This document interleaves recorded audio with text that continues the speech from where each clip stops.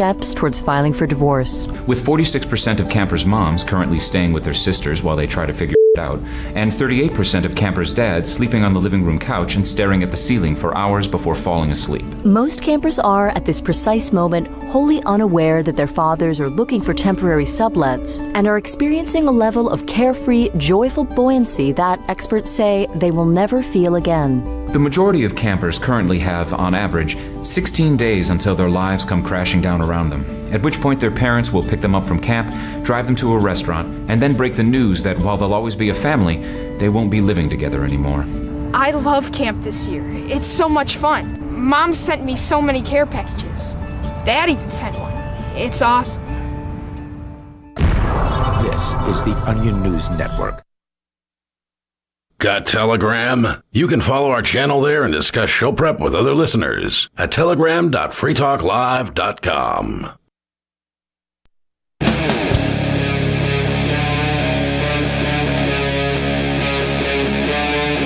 Free Talk Live.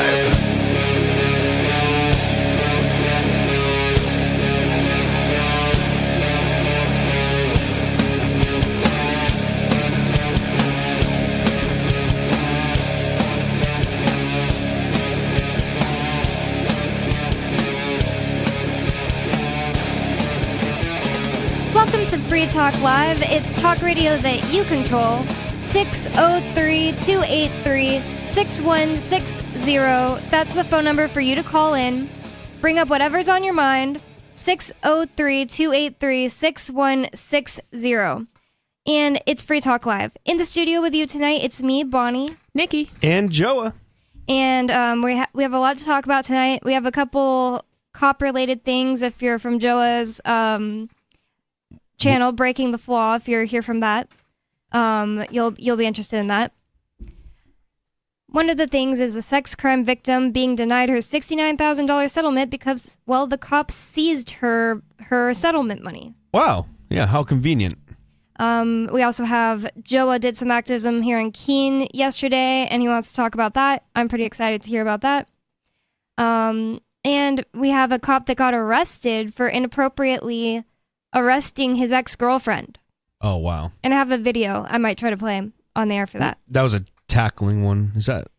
Yeah, I'm not sure if he tackled her because I didn't see the video doesn't cover the very beginning. It just shows him on top of her and she's like, "You're crazy." What's wrong I know with exactly you? which one you're talking about. Yeah. That's an insane story. Yeah. Maybe he did tackle her, but all I know is it's absolutely crazy. He put her in, she had to go to a mental hospital for like 2 days. And it was all inappropriate. Like, she didn't actually need to be there. Yeah, of course. Yeah. And I'm sure nothing happened to him. No, he actually got arrested. Oh, Yep. good. And fired. Wow. Okay. We'll get into it. Yeah, we'll get into it. But first, I wanted to talk about this from Reason.com. Sex crime victim denied $69,000 settlement because cops seized her abuser's cash through civil asset forfeiture. The outrageous case has led to calls from Congress to pass legislation curbing civil asset forfeiture, which is kind of a good, silver lining. Yeah. There's been a lot of politicians trying to get rid of this, but I feel like just this interstate commerce laws, allowing them to do this, the feds allowing them to just take whatever they want. So these people carrying around the life savings sometimes and moving across the country, they don't trust banks. Yeah, well, then that's happened before. There's been like $50,000 or something seized because somebody was moving across the country and they got pulled over essentially for having out-of-state plates. You know how cops love to do that. Yep. Absolutely. And and there's really no reason. It's absolutely insane that they can just steal your money even if there's no other crime. And what's even crazier is that when they seize that money, they actually are allowed to spend it for their departments. And they just use it to create more traps. And that totally gives them incentive exactly. to steal your money. Yep. Exactly. It's kind of like my pet topic on Free Talk Live. It's something I bring up a lot in my show prep. And I even have this article that I've saved for a while because it's kind of long from Epic News, or I think that's what it is, Epic Times, that my dad sent me, and it's basically has a whole bunch of different stories. Epoch Times? Yeah. Okay. Epoch. It's like they're kind of biblical. Yeah. Like a biblical name. But they're right on this. They're right on get rid of civil asset forfeiture. But getting into this Reason article, it says, a North Carolina teenager was hoping to get her life back on track after a state judge ordered a man who sexually abused her to pay her $69,000. Instead, she got a nasty surprise. The local police department had already seized the cash through civil asset forfeiture, and it was already gone. Despite a judge's order, she will get nothing. Wow.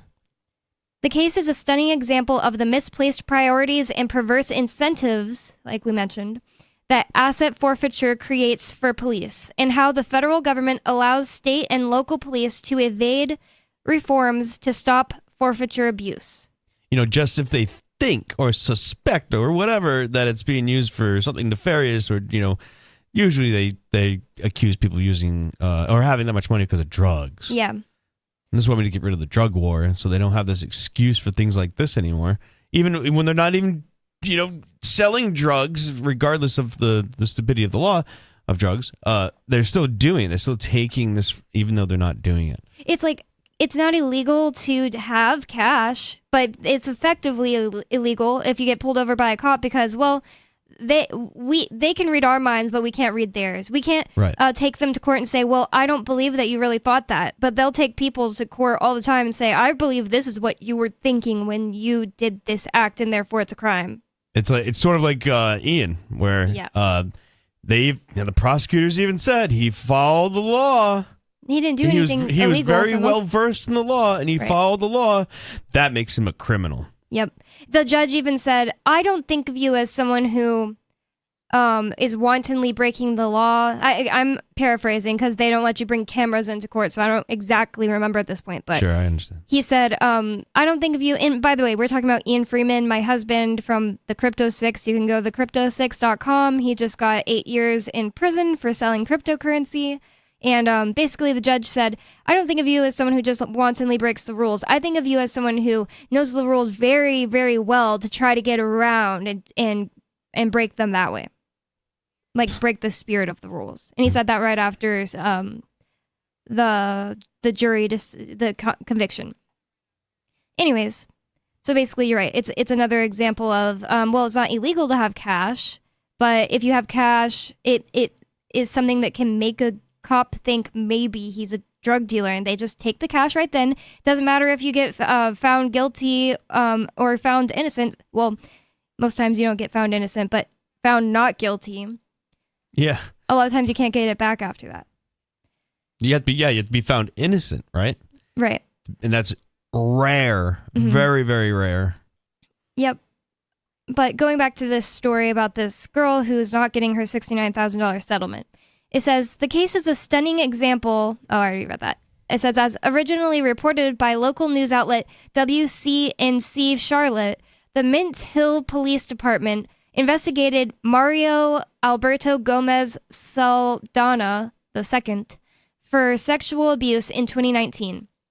Saldana pleaded guilty to multiple sex crimes years later in 2023 and is currently serving a prison sentence. The now 17-year-old teenage victim's family filed a civil suit against Gomez Saldana shortly after and secured a consent order for $69,130 to be turned over to her. WCNC reports records show when the MH Police Department, can't remember what that stood for, let me look. NH, you said? It's not New Hampshire. MH, it was Mint Hill. Oh. So Mint Hill Police Department. Records show when MHPD investigated the sex abuse case in July 2019, they found suspected marijuana, drug paraphernalia, and cash inside the suspect's home. I mean, it's like a whole entire home. It's one thing, it's like if it's like all in the car, it's like all being transported together. But did they take a lemon pound cake too? Hey, I had that lemon pound cake. If listeners don't know what we're talking about, who's that guy? Oh, Afro Man. Afro Man had cameras inside his house. Oh yeah, when he got raided. Right. And that was just ridiculous. It's so funny. He made multiple songs about it. Yeah. For the listeners that don't know.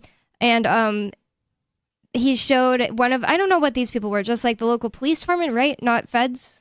Correct. Yeah. They were walking through his home, looking for drugs or whatever, and there's this one really fat cop that walks past a lemon pound cake that Afro-Man had sitting on his counter, and he it looked good though. I mean, come on. He made a whole song about that cop like staring down the lemon pound cake when he's supposed to be, working or whatever.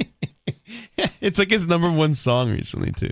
It's so funny. Well, yeah. I'm pretty sure good. Ian played it on the show back when that came out.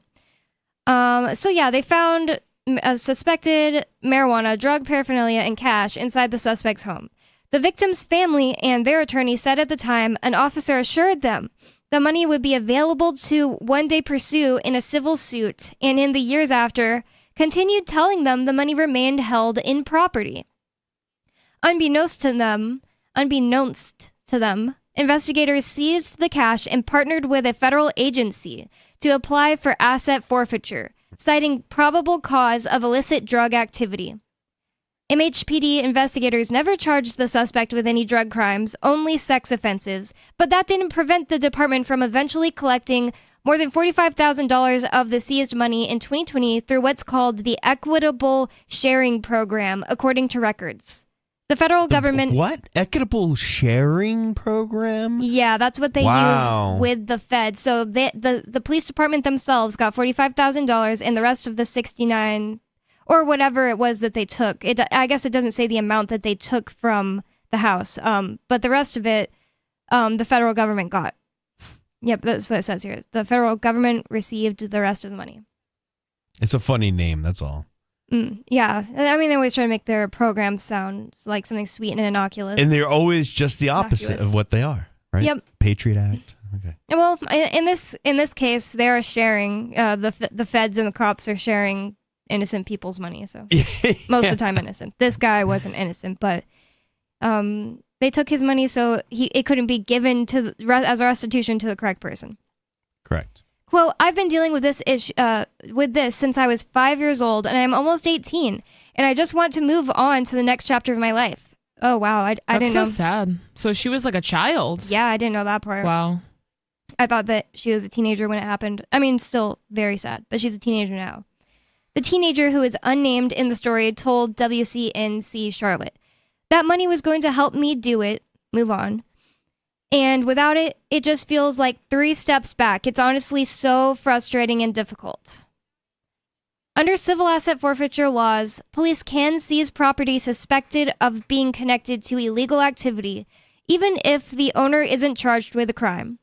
MHPD could use the drugs in Saldana's house as a premise to take his money, even though, as WCNC reports, a simple Google search shows Saldana won the lottery in 2018, collecting $70,000 in winnings after taxes. Wow, that's kind of a big turn. So he won the lottery, and he had $70,000 from that, and you can find that information on Google. But since he also was a weed smoker, probably. Yeah. It just doesn't make any sense. They wanted the money. Right. So it's like he only spent like $1,000, right? So if you're like, do the math and all this and what she's supposed to get, $69,000, it's just like they know it's not from illicit activity now. Yeah. They know that he earned this money from the state. With any amount of investigating like cops are supposed to do, they could figure that out. Mm-hmm. And in fact, it's not like they said there was tons and tons of weed or tons and tons of paraphernalia and scales or anything like that. It was probably just his personal weed. Like, everybody smokes weed. So yeah. Even if he was a drug dealer, I mean, the money's going to somebody else. So does it really matter at that point? Right. That's such a good point. Right, of course. It's getting taken from him either way.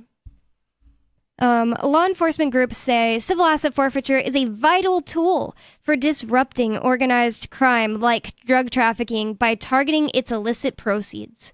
However, civil liberties advocates say it lacks due process protections for property owners and creates perverse profit incentives for police. And that's exactly the truth. Due process is basically, it means that you are innocent until proven guilty for one thing. Yeah, allegedly. And cops aren't tasked with punishing someone. You're not supposed to be punished except by a judge's decision after you're convicted of a jury, or if it's not a jury decision, the judge himself. But right. Police are tasked with grabbing people who are in the middle of doing something wrong, or grabbing someone who needs to be taken to court. Even if you are somebody who's a lover of cops and the court system, the way it's supposed to be done isn't the way it's getting done. Cops go and shoot people. Cops go and take people's money, and they're doing the punishment before anybody's been seen a courtroom at all. It blows my mind, and still does to this day, how much they get away with. And this qualified immunity, and not even that. They don't even need the qualified immunity when they can just cover it up themselves. So it's a big joke. It says forfeiture abuses have led more than half of U.S. states to pass reforms over the last decade, tightening protections for property owners and creating stricter rules for seizing, tracking, and spending forfeiture revenues. Probably not by much. I mean, I never hear about these cases where they end up making changes to their laws. It's probably just like silly little ones. Like Ian and I think Nikki might have been on the show. We covered a story where I think it was Detroit, and Institute for Justice won some case where it's like they're pushing back a little bit against civil asset forfeiture, which is great and all, but it was such a small step. It was like now they'll make sure that they get their trial within 6 months. Like that's good and everything, but it's such small little wins. So I bet it's not probably that big of a deal. It says like they're tightening protections for property owners and creating stricter rules for seizing, tracking, and spending forfeiture revenues. But we hear about this crap all the time. And that's the thing. Yeah, you're right. That could really mean anything. Like, you got to be a psycho to even be in these top positions in the AG's office and all that stuff. Like, it's very rare to get like a libertarian into those positions anyways, and it just seems like at this good old boys club, and they're all just elbow to elbow, like behind closed doors, just hanging out all the time, and like, hey, we can do this like civil assets forfeiture, let's go for it. This cop over here, he could use a little bonus. Yep. And it's just like I really think they're conspiring behind scenes, and they play ignorant about it later on, play dumb. It's insane. They play ignorant about it, and they also know exactly how to play to the masses and get them to believe that it's all for something good.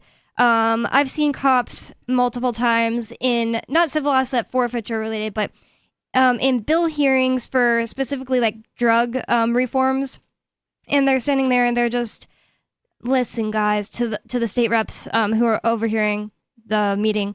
We need this because we're taking down bad guys, and they like put on this sweet face for officer safety. Officer safety, yeah. Oh God. It's all about officer safety. Actually, that's how they're trained. That is exactly how they're trained. Officer safety is more important. It's priority. Yep. And that's another thing that the Back the Boo people love to say, like, oh, well, they have such a hard, dangerous job. It's literally more dangerous to deliver pizzas. Yep. I think Joa has the most dangerous job because he has to talk to the police. Yeah, right. And they could snap any minute. Moving on. I'm only out there because there's bad cops, right? Yeah, there's a few bad cops out there, and you gotta watch out for them, and then maybe you can help the rest of them clean their name up. Yeah. Moving on, it says North Carolina, in fact, passed some of the strongest forfeiture reforms in the country. See, if they did that, and this is still happening, if this story we're talking about, they probably haven't passed that good of forfeiture reforms. Yeah, clearly they have not done enough. It is one of 4 states that only allows forfeiture after a criminal conviction based on proof beyond a reasonable doubt. Sounds a little weird considering the story we're talking about. Wait a second. Can you say it again? So you need irrefutable proof to get the thing that was yours? Is that what you're saying? It says it is one of 4 states that allows forfeiture from, like, the cops are allowed to do it only after a criminal conviction based on proof beyond a reasonable doubt. Right. But they still take your stuff and then just hold it. Yeah. And if you need that money for rent, that's one of the stories that we covered in Detroit. Yeah, and then what if it disappears? Right. Like, what do they do then now? Oh, well, sorry. Disappears from property. Or they lie. You know, we know they're compulsive liars, so it's like maybe they took, $100,000 from you, and then they're like, oh no, we only had 40. Yeah. Okay, well, where'd the other 60 go? And then it's your word versus theirs, and they're the government officials, right? Yep. Yeah, they're the law enforcement. They're buddies with the judge. So yeah, exactly. Like, who is the judge going to believe, you or the cops? And that's how we run into a lot of these issues. I mean, like even New Hampshire, you don't even have to commit a crime. They'll seize your assets, like your gun or whatever. Yeah, they can just take it. And then they'll it. hold it, and then they'll charge you for holding it. Yep. Yeah. It's ridiculous insane. Storage fees. Well, and like we hear about cops doing that all the time too, where like maybe you have a firearm or like something that they like, and they're like, oh, I'm you can legally pretty much have almost whatever you want in New Hampshire as far as firearms go, but they can just take it just because. Yep. Now you have to and go then to it's like, oh, you know what? hoops. That's a nice Glock you got there. Yep. Now you got to go to the Department of Safety, make sure that it's safe for you to get a firearm again, and then you got to pay the storage fee and some sort of processing fee. Then you get your firearm back, but it probably costs you more than what the firearm's worth. Well, and even with the whole raid, there was at least one gun I know of that went missing. Oh, wow. That was Are just you like, serious? I don't think it was ever accounted for. Yeah, even That's in scary. this story, they said that the parents of this girl were told multiple times by the cops, like, don't worry, we're holding this and we're going to give it to you. And unbeknownst to them, it said they spent it and gave most of it to the... Yeah. Oh, yeah. You know what we did? We Gave some to spent the it. feds. Sorry. Yeah. Good Months after, luck. after months of reassuring this girl's parents. And that's the thing too, like especially with like a lot of these like rape trials, especially like, so this girl's 18 now. It happened when she was 5 years old. So it's already traumatizing enough. Like I've heard from people I know personally who were, sexually abused as a child, and then, their parents found out, and then there was a whole trial, right? So then they have to confront their abuser. This whole entire process is extremely triggering. And it's horrible to put little girls through this, or little boys, whatever, anybody who has been abused like that. It is awful to have to continuously relive it. Never mind having to relive it for 13 years while this is being dragged on. And then finally it's like, okay, I can just like get this money, and then maybe like and it's not even about the money for her, right? It's like just like a closing this chapter, and for her to be able to move on with her life and not have to think about, the case or the guy or what happened to her ever again. Well, it's just like a kicking her when she's down. Well, exactly. Well, here's the thing. The state, okay, they're not about healing people.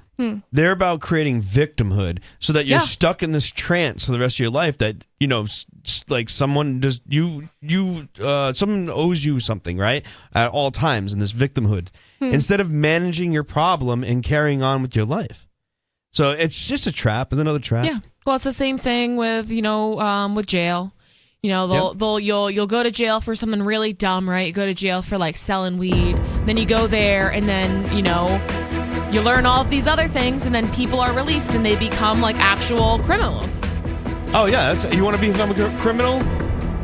Go to jail. Yeah, go to criminal school. Are you a cop? Do you want to defend your job? 603-283-6160. More coming up. Stay tuned. It's Free Talk Live.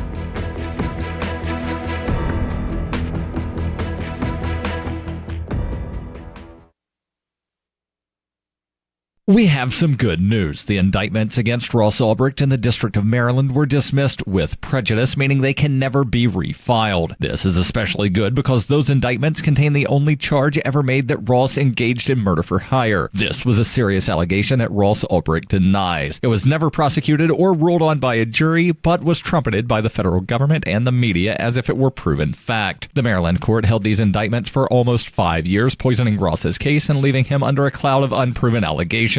As explained in Ross's appeal to the Supreme Court, the fact that the judge used these allegations to give Ross a draconian sentence of double life without parole violated his Sixth Amendment right to a jury trial. Judges are required to issue sentences based on convictions decided by a jury, not unproven allegations never even charged at trial. Although this is a positive development, the dropped indictment will not set Ross free. Now, a presidential pardon is Ross's only hope of freedom. Sign the petition at freeross.org. freeross.org. From Feature Story News in Washington, I'm Benji Haya. The United Nations is calling for the creation of a humanitarian corridor that will provide protection for civilians in the Gaza Strip, where at least 11 UN staff members have been killed, among hundreds of others. The US government has confirmed it's in talks with Egypt and Israel about forging a safe passage for people to leave the Palestinian enclave, amid mounting concerns that Israel may soon launch a ground invasion of the territory, following last week's Hamas terror attacks that left more than 1,200 Israelis dead.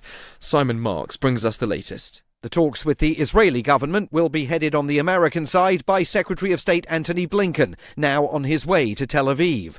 On Capitol Hill, lawmakers are expressing anxiety about the conflict widening. Republican Mike McCall chairs the House Foreign Affairs Committee. We know that Hezbollah has 100,000 rockets that would overload the Iron Dome. We know that in Syria we have ISIS. Meanwhile, the New York Times is reporting US intelligence believes Iranian leaders were surprised by both the timing and scale of the Hamas attack.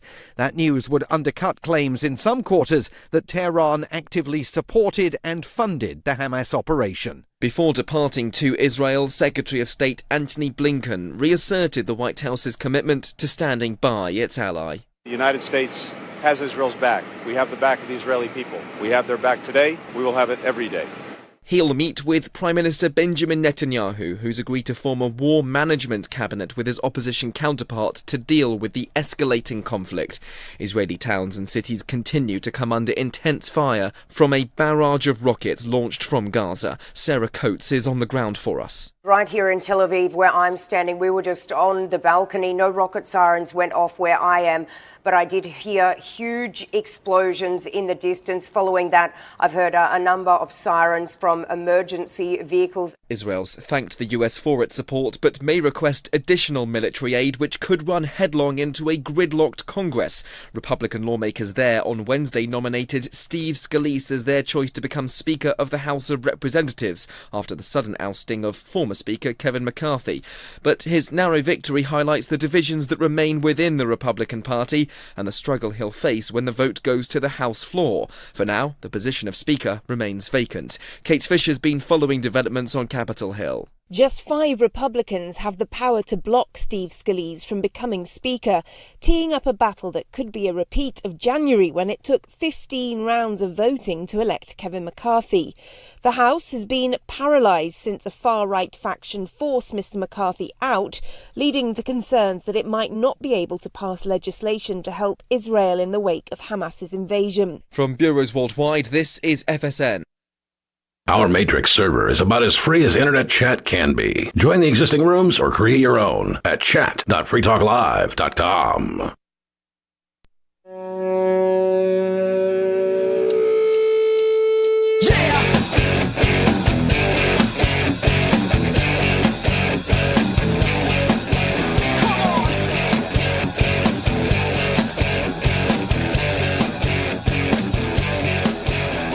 It's Free Talk Live, talk radio that you control. 603-283-6160 is the phone number to call, and during the last segment, we were having some issues with the phone, but they should be fixed now. So if you're trying to call in last segment, just give us a call back, please. 603-283-6160. And with you in the studio tonight, it's me, Bonnie, Nikki, and Joa. And we've been talking about cops tonight, cops and civil asset forfeiture. We have a little more from this story from Reason.org from this week. A girl who was sexually assaulted when she was 5. She was going to get about $69,000 from her sexual assaulter, the person who victimized her, rapist. Nope, I'll take that. That's what the cops said, yep. So the cops seized it because, he also had marijuana in the same house, so yeah, we're going to take that and give some of it to the feds. That's what they did. So that's the story we're talking about right now. It's called civil asset forfeiture, and it's what the cops do when they believe that they can, tell the future and believe that this was the proceeds of a crime, even before a jury convicts you of it. And they take that money, they share some with the feds, and they really abuse it because they have a perverse incentive to do so. But you know what doesn't make sense about it? Like, even if, so say a person is, selling drugs, but they also have, a real W-2 job where they're paying taxes and all that. Technically, I mean, they don't know that even if like the person is convicted of this crime, right, they don't know where that money came from technically. Right. So the whole thing doesn't even really make sense. And it just doesn't make sense at all to like, so if it's, I understand, and obviously it's wrong, but like taking drugs, it's like, oh, well, you have a bunch of crack, so we're gonna confiscate that. But to take like anything else that isn't illegal just because you are maybe doing something illegal, it just really doesn't make sense. It's crazy. Like, I don't care if you're a drug dealer and you have a legal firearm. Like, who cares? They're operating off of a what if, basically.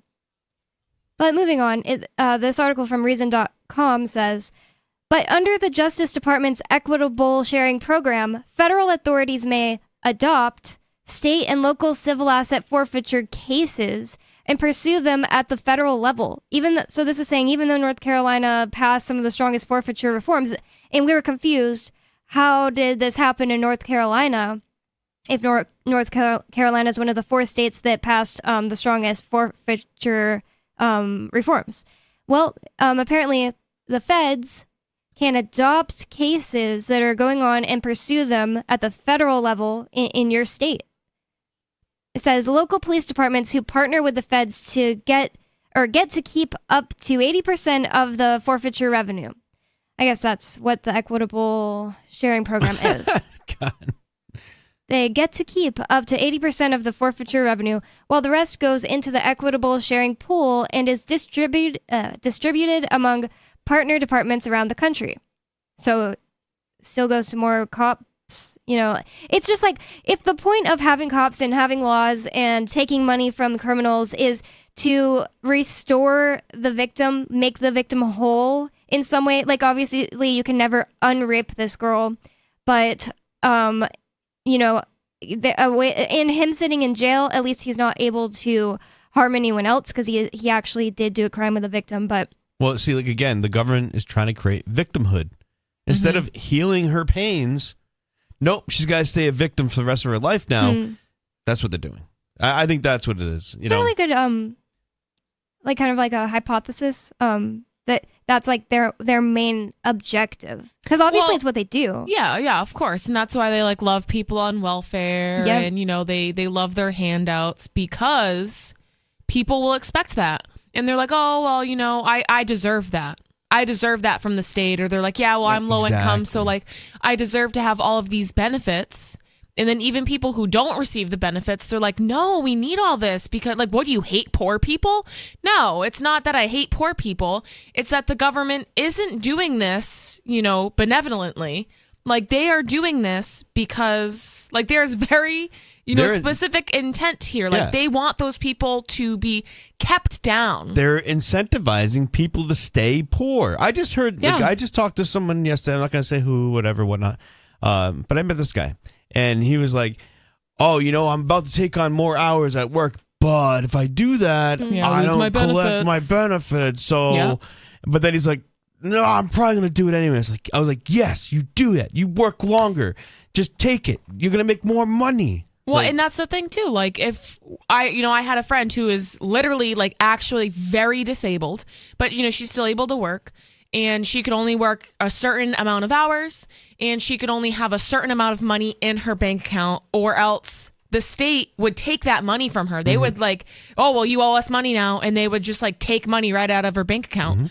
And that happened to her because she was getting scheduled more at work. And it got to the point where she was like, you know what, I'm actually not going to accept any of these benefits anymore because they're not benefiting me. They're actually just like, she finally realized like, this is keeping me poor. If I can't have more than X amount of dollars in my bank account and I can't actually work and you guys are only giving me X amount of money a month, like I could, like she just realized like I could make more money if I got a better job and worked more. Instead of like a trap house, it's a trap system. Yeah. And in general, that does help the cops themselves, for people to just in general have this idea that the government is necessary, because the government's what gives them their job. Yeah, and I don't understand the idea behind that. To like, the only job I could possibly get is being a cop. Like, you don't think you could be actually productive in a free society? Well, they think that is productive. And that's just so stupid. Like, there are a lot of people who are super, super bought into the narrative. I mean, like, even it's just statism, you know what I mean? Like, they believe that we need cops because a lot of people aren't abused by the police. A lot of people, they only interact with police and, you know, they're townie cop. And they're like, oh, hey, Joe, what's up? Or, you know, they call the police and they actually come and they help them. Like, a lot of people do have good interactions with police. Yeah. But it's like everybody else, and they don't even realize. I think there's also like this cognitive dissonance there where like, why would you need to be pulled over for speeding, or, you know, like the speed trapping thing? Like, You even shouldn't have some been speeding people, then. well, some people can like rationalize that, like, oh, well, you should have been following the law, like you should have been more obedient. Like, they're just so Like Ian following the law. Yep. Yeah. You know, it's just like ground into these people because they're brainwashed by their parents. They're brainwashed by the public school system. And then the majority of the people around them are also brainwashed. So it takes a lot, like, you know, Bonnie shares on the show a lot about like her awakening, like you finally like realizing like how bad the police were, like by, you know, just discovering some things on the internet, like watching like, you know, police brutality videos, and then the floodgates open. And then a lot of these illusions are stripped from you. A lot of people, you know, they haven't gotten to that point yet where they don't realize how bad it really is because a lot of people are just very sheltered. Back the blue until it happens to you. Yeah. That's kind of how pretty much most people are. For me, it wasn't even like I was just some kind of like super cop loving person ever, because my dad was in the military my whole life. And we just kind of had this, when you're like, you deal with the government straight, like that often, my whole family had this like weird, like, the government's necessary, but very, very bad. Like they know what is happening.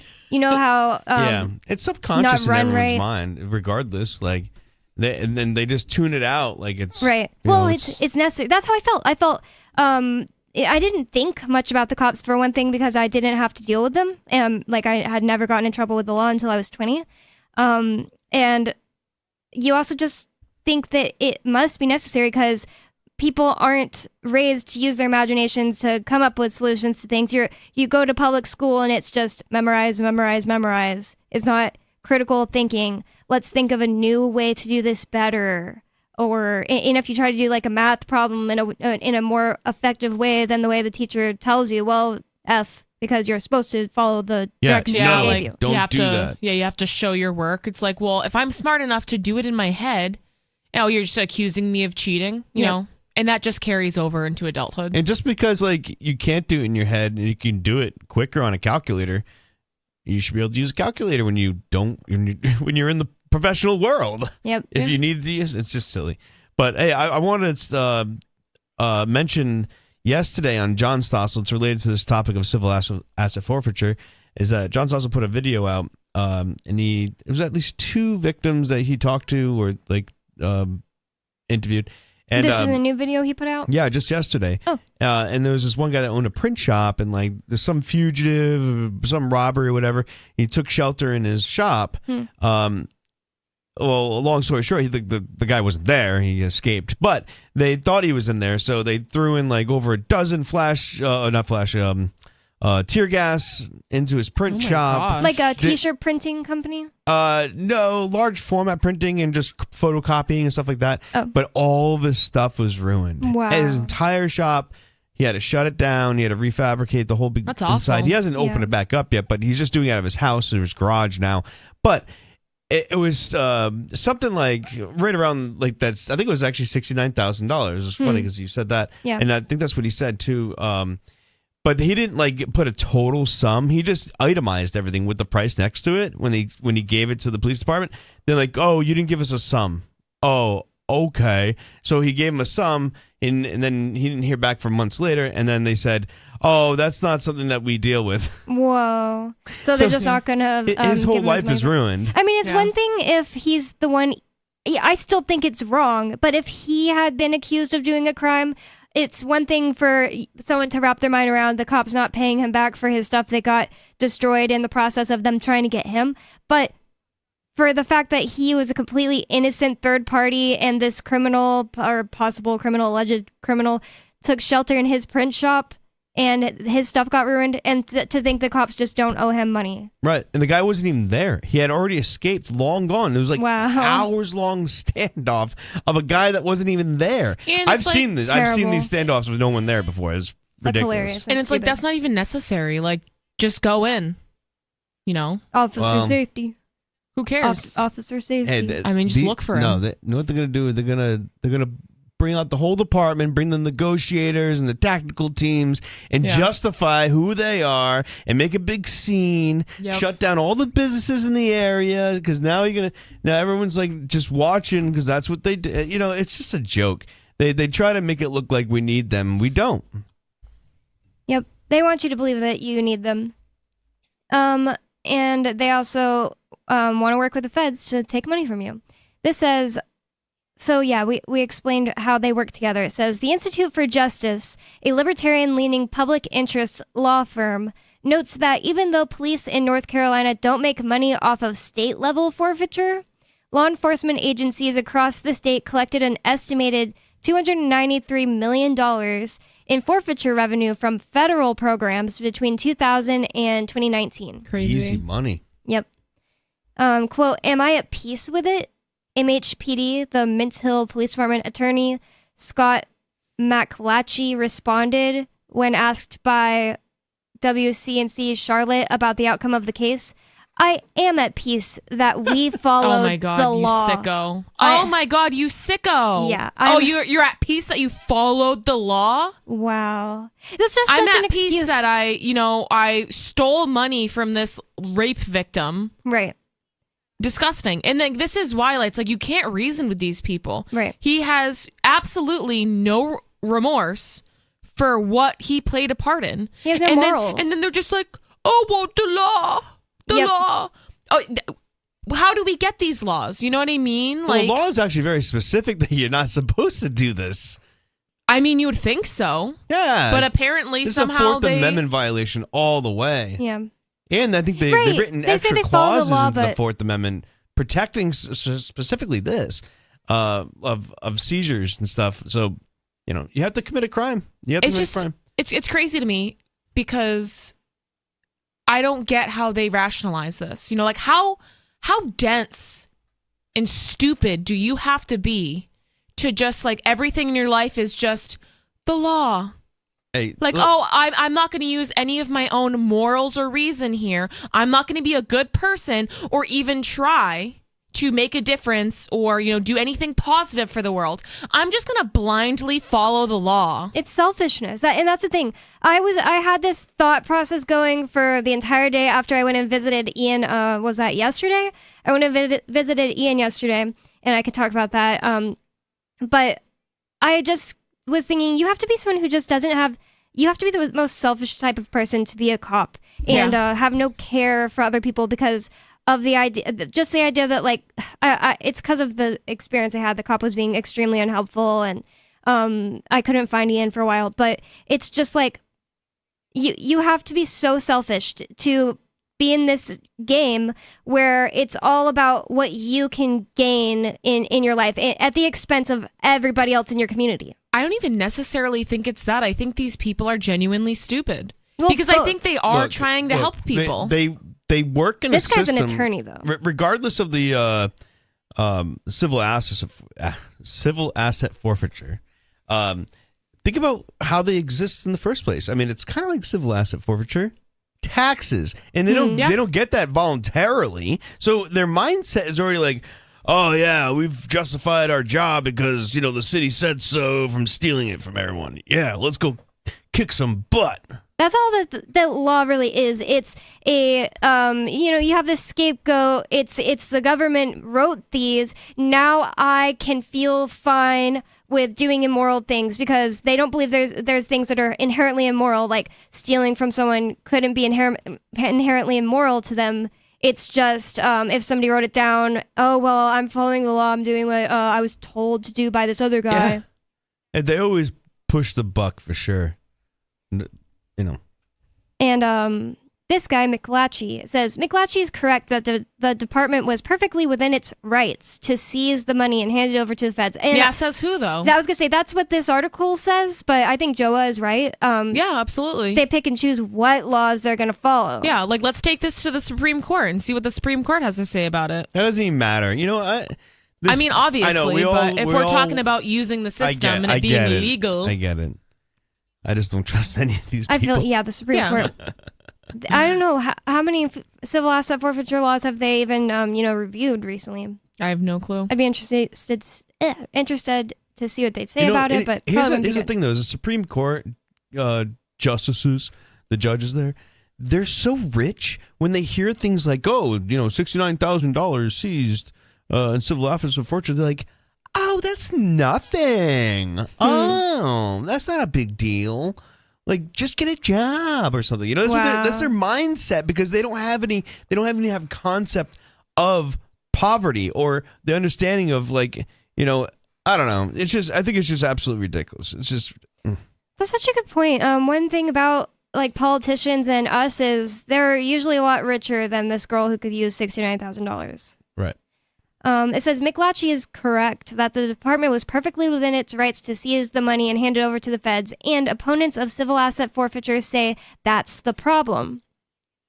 WCNC Charlotte's excellent reporting and the sheer injustice of the case have led to calls from Congress to pass federal legislation to stop cases like this from happening in the future. Honestly, I tend to agree with, I think you guys said at the beginning, that it's probably just, politicians saying what they think people want to hear them say. Probably not going to get anything done.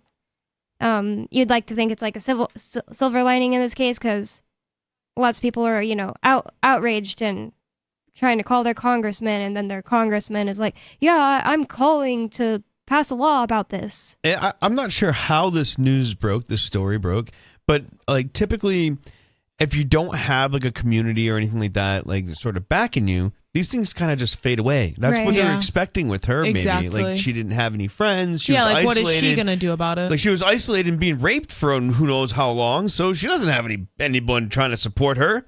Let's just I think take her money. most people are like that, and I think most people don't have the funds to take things to court, or if she's gonna sue the police department or however this would be resolved.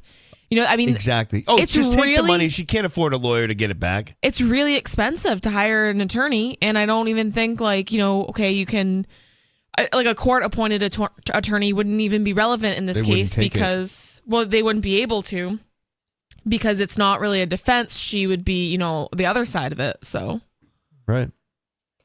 It says, as Reason's Jacob Sullum reported, Reps Tim Walberg from Michigan and Jamie Raskin from Maryland reintroduced the FAIR Act in March. The legislation includes several major reforms to civil asset forfeiture at the federal level, including eliminating the Equitable Sharing Fund. Quote, it will make me feel more resolved to get this legislation passed, unquote. Walberg told WCNC, at least the thought can come in people's minds. They changed their approach and they rushed it more quickly in order to get that $69,000. I guess that's the part we kind of missed. I'm not sure what they rushed in order to get their $69,000, the cops. It really ended up hurting the victim. And, it's supposedly the opposite of what the cops are supposed to be doing. They're supposed to be helping. The average person believes that cops are out there helping victims of crimes. No way. They're getting overtime at parades. Yeah. Yeah, literally. Literally. I just got that on camera the other day. Today or yesterday? The firefighter parade on Monday. I was like, are you on overtime? Oh, were they? The cop was on overtime doing a parade. Wow. Come on. Or the construction. When they direct traffic. Oh. Probably also overtime. Well, that's technically detail. Oh. Detail. Well, no, there's a difference because the construction companies, which are probably working for some public utility and doing stuff for the city, so it's irrelevant. But the cops are hired by that company to do detail work. The company that's getting paid by the state, you mean? Yeah. That's my point. But the company hires. I don't know why they have to hire cops, and that's kind though. of that's weird. So I didn't know that's how it went. I didn't know they went through the company that's doing it, like the contractors that are working for the state. That's strange that they're the ones that pay the cops. That doesn't make any sense. And Matt was even saying that in New York, they just have like girls do it, like just like random people. Like, well, we have, you know what I mean? In New Hampshire, we get the flaggers where they say stop and go. Sometimes for DOT. Usually it's a cop though. Yeah, I'd rather see or just they like need a cop. Not a cop. I'd rather see not a cop. And that's how I always feel. It's funny though. You could hire a cop to do detail work. Really? Yeah, it's something it's something like $150 something or something like that an hour. But you could literally hire a cop just to follow you around, like a security guard. Oh my god, it's probably really expensive.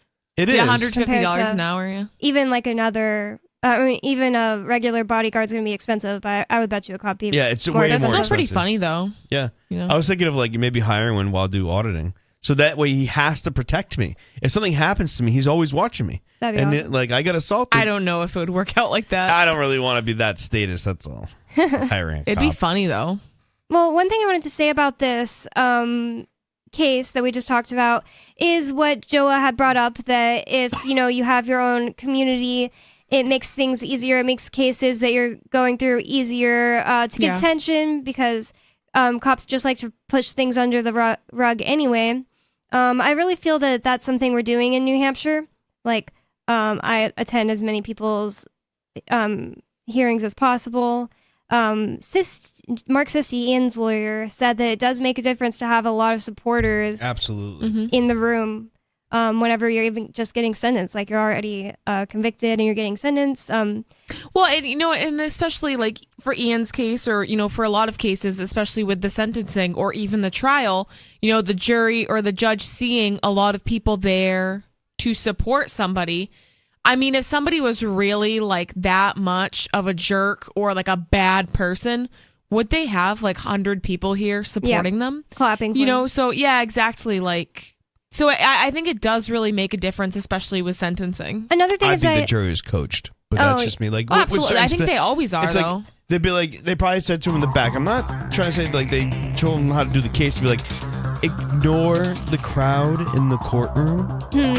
That's a good point. That's right, because he's a cult leader too. So, well, yes. I think this is another reason they want to take down Free Talk Live, is because we can talk about cases like this. We can bring more attention to it. 603-283-6160. You can bring up whatever's on your mind. More coming up.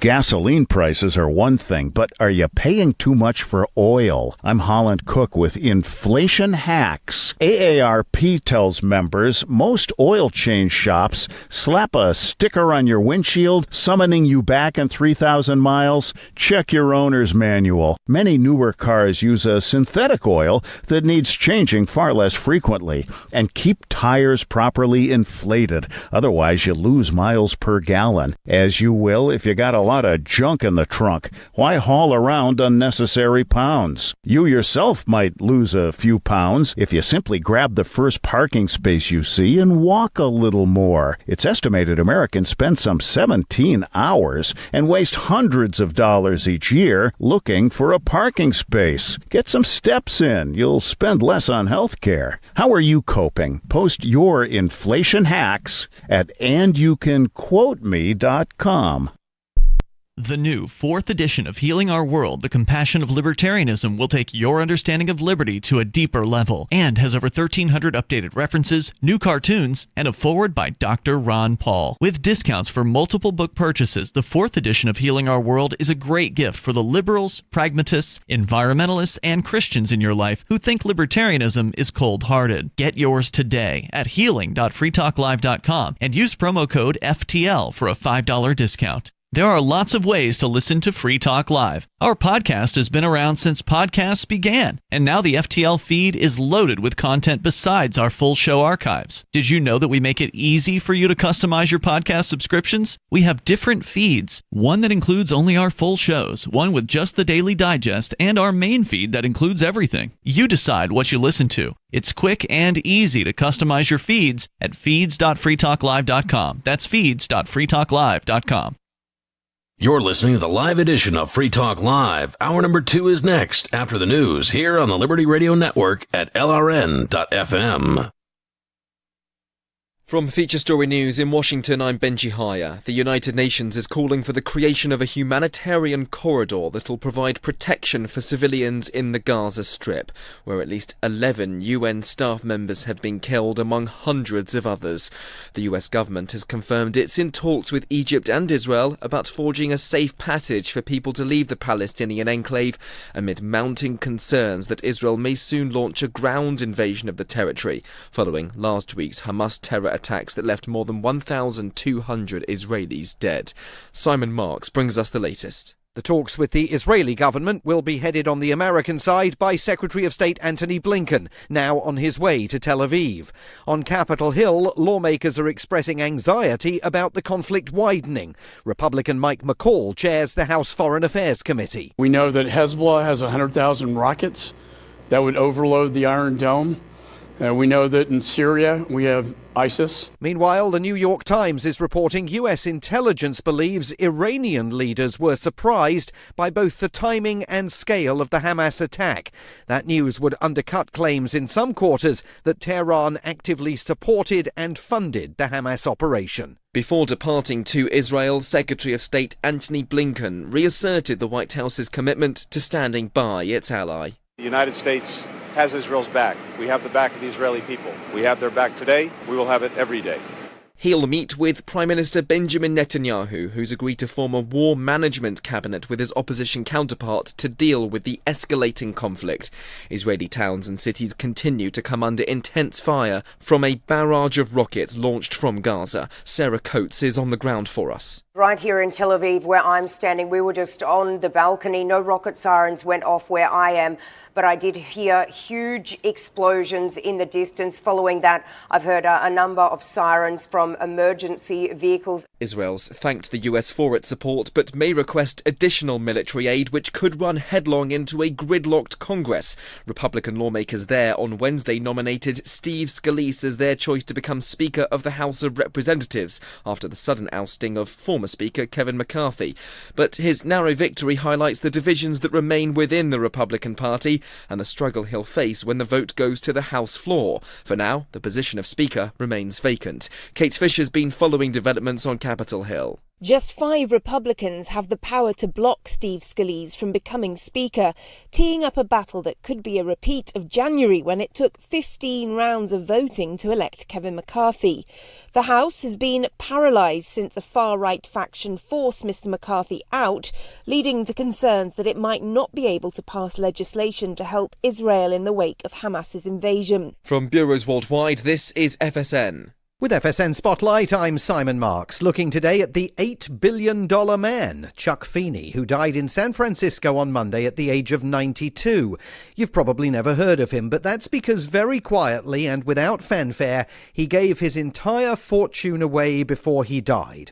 An Irishman who earned stacks of money by opening duty-free businesses all over the world, he never had much use for cash himself, but saw lots of others around the world who needed it. I'm not here to tell anybody what they should do with their money. If you make your money, you do what you want with it. And Feeney decided to spend all of his on good causes before he died. I was sitting in a hospital in Vietnam, and we were supporting a group, Operation Smile, and there was a little girl sitting next to her father just in front of me. I watched her cover her face up, just leave her hands in front of her mouth. And later on I figured out why, because she had a facial deformation. I saw that girl after she went through surgery and she was smiling. And I thought, oh my God, if you can take kids who are ashamed of something that they didn't cause and put them in a position to resolve it, then that's a great source of satisfaction. He gave $8 billion away over 35 years and lived long enough to see so much of that money doing so much good. Chuck Feeney, the first philanthropist to espouse the giving while living concept. With FSN Spotlight, I'm Simon Marks. Our top stories again. The United Nations is calling for the creation of a humanitarian corridor that will provide protection for civilians in the Gaza Strip, where hundreds have been killed. US Secretary of State Antony Blinken is en route to Israel, reasserting the White House's commitment to the country after the attack there, which left 1,200 Israelis dead. And in the US, Republican lawmakers have nominated Steve Scalise to be their choice to become Speaker of the House of Representatives. That's the latest feature story news. I'm Benji Haya in Washington. Everyone needs to get a justice shed. So you have a place to throw that little juvenile delinquent you caught loitering out on the street corner. This is not rocket science, people. I just call up my neighbors, Frank and Terry. We get out there with baseball bats, fishing nets, and we knock that suspect out. And we toss him in our justice shed. We just start dealing out some shovel beatings. That's democracy, people. That's the biggest benefit of the Justice Shed, people. You are in charge. Our Justice Shed was all filled up, so we created this Justice Cage. It's just as good. These guys, I think we caught them shoplifting, and this is my daughter's boyfriend.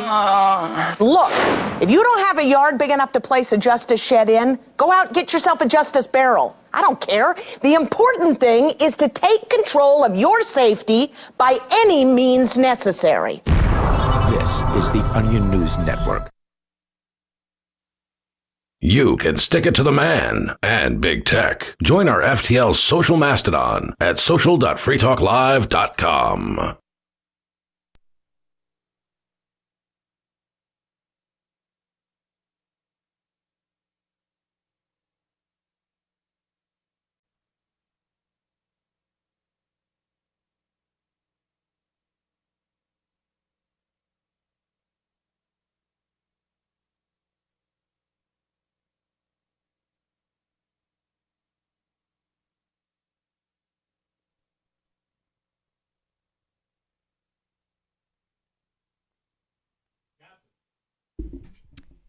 If you can hear me on Odyssey, sorry about this. It's Free Talk Live, but I can't get the audio to play. So I'm a little frazzled.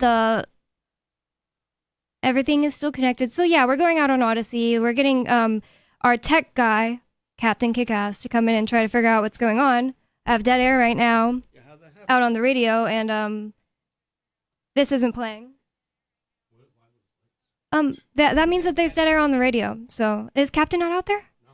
Dang it. Okay, well, he was here, and he left, and I guess he left his water bottle. I thought he was staying for at least the first segment or something. I don't know what's going on. Like, yeah, we just didn't get our music come back in, and I'm not sure what to do about that. It says connected on here, and I don't know what else to check. Yeah, because we're not going out to the radio. So I would assume it would be something on the board. Yeah, but everything is unchanged except during the break I was listening to the I know, we know. Oh, okay, so are you on the phone with Captain Kickass? Sorry people who are on Odyssey and stuff like that. We know. I'm not sure what's going on. It's not going out. That's why we're on dead air right now. Are you talking to Captain Kickass? Hey, I Can you call Captain Kickass? I gotta go. Bye. I don't have his number on my phone. I don't know his number. Yeah, I don't know what to do. Like, there's always unmute server audio. That's what I had, and it's just not going. But yeah, right now we're just on his number. No, I have his number. It's just not like his phone number. I only talked to him. I've only ever talked to him on the other thing, Element. Oh, are you calling him? Yeah. Flip the switch, someone said. Yeah, but what switch?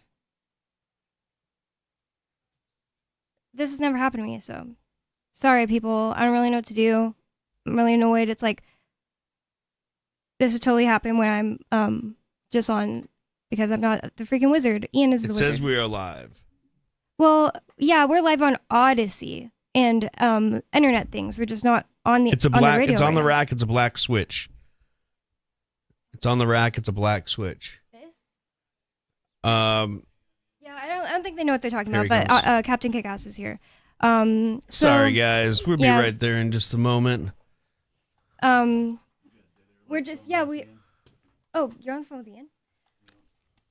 So yeah, let's just continue the show like normal. Sorry about that. I think Captain Kickass will be able to figure out what's going on because he's on the phone with Ian apparently.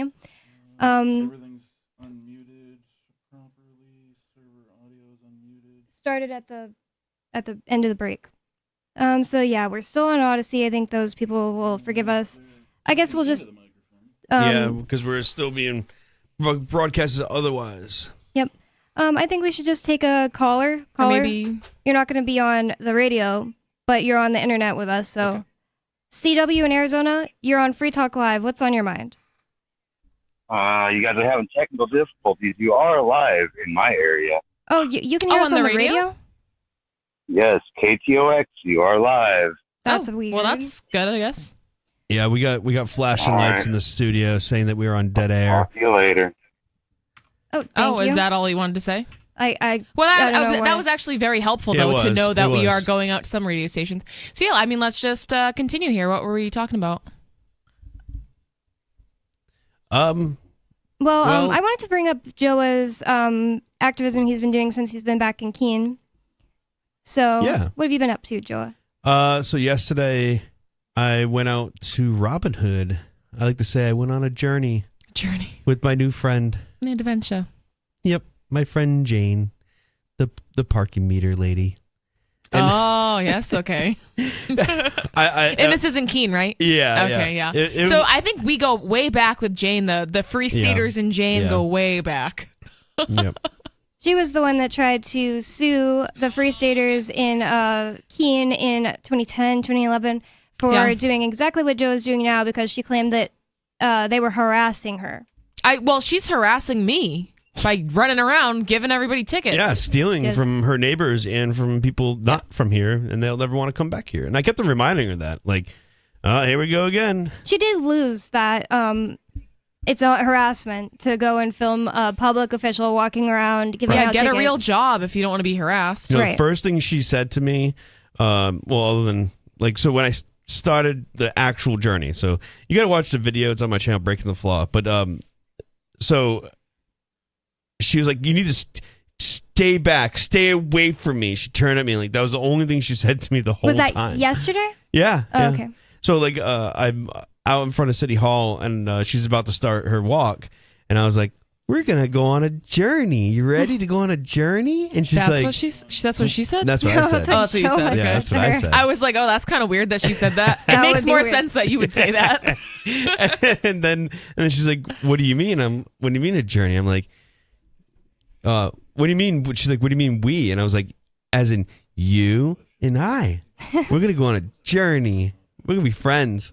And then she went back into City Hall, and I was like, all right, you can do that too. You can just not do your job. Yeah, she does a, That's better, actually. Yeah. The line of duty. Good. Excellent work, Joa. Thank you for your service. You're welcome. I saved 30 people yesterday.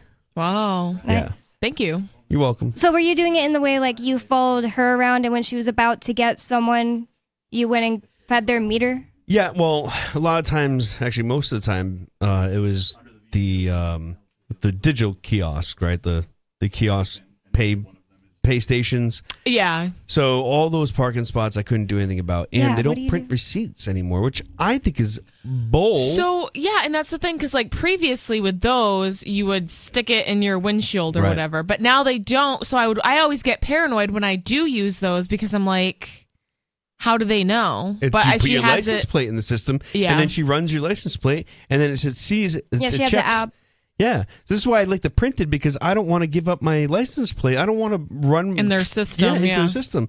I mean, I know they can run their plates at any time they want, right? That's not the point. But the point Isn't is that like kind of like that's like an unreasonable search and seizure in a way? yeah, you're voluntarily giving it up. Yeah, I think, you're involuntarily giving it up. right. Sorry. Alu talked about that in one of his books about the license plate They have a scanners. scanner, an automatic license plate scanner. That's definitely a Fourth Amendment violation. Well, yeah, especially with like the cops. You know, how Luckily, they it's like can. They don't have anything better to do. It's luckily outlawed in New Hampshire, but in a lot of states they still have that. Stop blinking. The license plate reader is outlawed in New Hampshire. Yeah, the scanner. I thought it was on the I just saw them on the the other day. cruisers. I don't know. I could be wrong. For some reason, I thought that it was. Maybe I'm just thinking of the red light cameras. Well, I don't know about that either. I think we do have red light cameras here. I don't know, actually. It's a Ian good has specifically said we don't. No, I yeah, haven't like seen there was any. like this I whole feel thing like where somebody maybe not thought then. there was a camera on a post here in Keene, and we were all like, "What the heck is that thing?" Yeah, but it's not and taking they pictures. eventually took it down, and we were just like, Oh, that's that was weird. weird for a few months. There was strange. Yeah, back in Rhode Island, there's cameras everywhere that take pictures of you if you Yeah. go through the lights or Yes, yeah, go too exactly, fast. yeah. In residential areas, it's crazy, like Yeah. everywhere. So sometimes on they have like the flashing light, like if it's a blizzard, so you can Yes. see that there's an intersection coming up. So maybe I'm mistaking that for the camera because I honestly, No, there as far is as cameras in intersections. They're just using it to monitor traffic. It's not so much they're they're reading not- plates. No, oh, they're not. okay, so they're not, catching me for running red lights. And I believe that I feel like they're not recorded So what's the point? to check traffic. Oh. So, That's weird. yeah, as in, like, if there's somebody sitting there, they literally have someone sit there to press green if somebody's sitting there too long or whatever. My Potentially cousin used to something do like that. But my cousin used to do that, but it was in California, where she was the person who turned the red light green. And they could mess with you. They're like, oh, I know exactly who that is right there. Right. I'm always And afraid of then that. boop, boop, turn it red on them, make it sit for a while, sit, obey. Mm-hmm. But yeah. So we get back to the Robin Hooding thing yesterday. So she was going around to digital kiosks and giving people tickets because they hadn't paid, and I'd ring my bell on my bike, bring, bring, bring, money, money, money, money, and like, or she'd go and collect or try to see if there's any change in the change slots on the kiosks. And then she'd find some coins, and I'd be like, "Bring, bring, money, money, money." So do you have all this on camera? Yeah, Okay, you good. gotta check out. You gotta check out the video. It's hilarious. That sounds great. That's why I'm like, you got this on camera, right? Yeah, and people were like looking at me, like, "What am I doing?" That's and great. and then I just tell them like, "We're engaged. Oh, We're getting married." Gosh. And I keep thinking that if she's gonna try to get Joa and say he's harassing her or whatever, that's gonna be her breaking point. She's gonna be like, he can't tell people we're engaged. But then I sent you this story yesterday. Yeah, I don't think she'd win, but yeah. But there was back when I was in high school, literally a sophomore year, this freshman. Well, we both shared the same English teacher, Miss Dunn, right? And apparently she was very hot. Oh, Miss Dunn, you're the Yeah, one. I feel like I've heard you tell stories about this lady before. Yeah, oh, Miss Dunn, you're the one. You make my fantasies oh so much fun. Oh my god. And like he like obsessed with this English teacher, and he wrote a song about her, and then like the next song was like Golden Showers or something like that. Oh, And- no. Yeah. But still about Miss Dunn? No, Oh, but I was she like, was whoa. so embarrassed at the first thing. Then like the next song is that, and like So and she tried to get him suspended.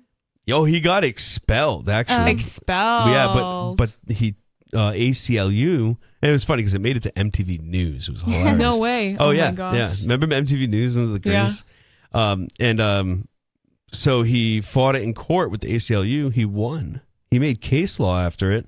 And then we saw him back in school like 3 weeks later, and we're like, dude, you did it! You did it! Oh my gosh. So I would use his case law for this whole harassment thing. I could say I'm in love with someone. They don't have to accept it or like it, but I can say it. I can say, Yeah, oh, I'm technically you can say engaged. whatever you want. And I guess Yeah, I'm not- technically you it's not guys a are threat. engaged in making a video for YouTube. Yeah, you're engaged in your adventure. That's yeah, right. in your adventure. Well, I did say I was going to make a ring for her out of a coin, but not like silver coin or gold coin. Just this junky, Nickel. yeah, the junky. What is it? Nickel and zinc ones. Turn Anyway. her finger green. No silver dimes here. No, that's too expensive for her. I do appreciate that kind of activism, Joa. When they were doing it in 2010 or whatever it was here in Keene, they had a lot of people doing it. They ended up costing the city of Keene about $30,000. Oh, great. Wow. Yeah. Well, So- I mean, I saved the city $450 technically. That's if none of those tickets go outstanding. Right? What do you mean? Save them? 30 I saved people from 30 tickets. Oh. You mean like real people? Yeah. Not the fake City of Keene people. I don't care about that. It costed the city of Keene $30,000 in revenue they would have gotten back then. Yeah, so I saved, I prevented the city from taking $450 yesterday. Yeah. At least that, because if the tickets go outstanding to and they double up to 30 and then to 60, they make more money off of that too, and yeah. It's just not right. Having your car parked in a spot that is supposedly public, and the excuse they also use is that they have to clear that area out at night for like officer safety or firefighter safety. The whole parking spot area around the circle at night in Keene. I didn't even know that was a thing. Yeah. I didn't until... So then it could just be posted. I mean, that has nothing to do with meters, though. It's like it could just be posted, like, don't park here after this hour. Actually, so I want to make a point here, too. That's what's weird. I actually don't want Jane to lose her job. I just want who she works for to change. So she can do exactly the same thing, potentially, but all the parking spaces are then given to the property adjacent to those parking spots. Okay, yeah, like to the business owners. Yes, like whatever, Fritz, right? Fritz over here at downtown Keene. The parking spots right in front of them are theirs now. They have to clean them, maintain them, plow them, and maybe hire Jane to patrol them. But I would doubt they would do that, because if you notice, usually it's the cities that are doing these things. No business owner would ever charge if they had parking spots or a parking lot. Right. They would never charge for somebody to park there because they want the revenue from their actual business. Or at least You know what I mean? Jane's job would change a little bit. Like, instead of everybody paying every time they park to go to their business, it would be something like, okay, if this car's been here too long, like, Jane's gonna have to give them a ticket. Because I can understand. Yeah, if there's a 2-hour limit or whatever. What about the idea that one of the parking spaces, maybe it's $10 an hour, $20 an hour. That spot will always be free until that person comes by to pay for it. It's just a market. That's, why not capitalize on these things? Why make it such a standard across the board? And I think everything that she does is absolutely pathetic, because if there's any empty parking spaces, like, you don't have to give out tickets then. There's no demand to give out tickets, right? If there's empty parking spots, and trust me, there's always empty parking spots until maybe Pumpkin Fest. But anyways. Well, it is Open Phones show, and I'm pretty sure that we're back on the air on the radio now. So I'm going to answer phone. We have Meredith, it looks like, in New Hampshire. Is that you on the phone with us? Howdy, can you hear me? Yes. What's your name? It's Lumpy. Oh, it came up different on the... I thought somebody had put that name in. Lumpy in New Hampshire. What's on your mind? Nice to hear from you. Well, good evening. I'm actually not in New Hampshire, but yeah, you got the number right. Anyway, good evening. I just wanted to clear something up. That's not Jane. That's the other one. What? I don't know. I don't even know. So much I care about these people. I didn't watch the whole. You don't even video know your last night, fiance's name? but I suspected that We're it not wasn't engaged Jane anymore. last night. We were. Oh, okay. It didn't work out. I didn't she watch wrote a ticket. the whole video, but I wondered, is this really Jane's Jane? my girl. Just kidding. But they both look really similar. They're like haggard old women. I'm not even that old. Like, she's got to be only like in her 50s, but she looks really, really, really bad. If you want to see an up close, disgusting video of her, you can watch my video. Yes, that sounds worse. It's funny how they both aged. Yeah. Well, you don't have a soul. They really both aged in a bad way. Right. And I think that happens to a lot of us if we don't live right. I know when I was not living right, I was aging quicker than I am now. You can tell that they have no joy in their life. Just, it's like ingrained in them, in their look, in their... They can't tell anybody what they do for a living. Nobody, how many people do you know would admit to being a cop or a meter maid, right? Somebody who pushes around the public. I mean, they don't admit what they do in social settings. Yeah, I was telling her yesterday, like, when you're off duty shopping and people look at you, are they like scared of you? They're like, oh my God, did I feed the meter? Like, is that how when they see you? Is that how they interpret your look? If you don't think they know that, I mean, they know that. I'm also want to express, like, you guys got me on the air here. I don't want to take up a whole segment. I love you guys. This whole thing with Ian's been trying for all of us. Yeah. There's a lot of damage they're out to do. I think this goes bigger than what any of us could imagine.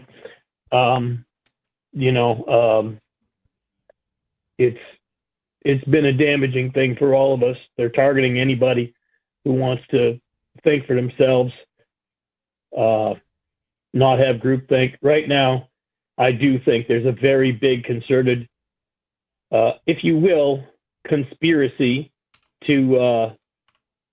I think there's a war on freedom. I really, truly do. Oh, absolutely. There's no question about that. that. It's mental. It's emotional. It's a game. This is the oldest fight ever, dude. We think it is, and I think a lot of people that we think are here to help us are really dirty. Anyway, I love you guys. Thank you so much for existing. Thank you for changing my life so many times for so many years, and thank you for caring. And I appreciate you guys. We love you too, bro. Lumpy. Love you, Thank man. you. Thank you for the call. I know, it's really nice to hear from you, Lumpy. It is. Call in more Good often. Good to see you all. Good to hear from you all. Good night, man.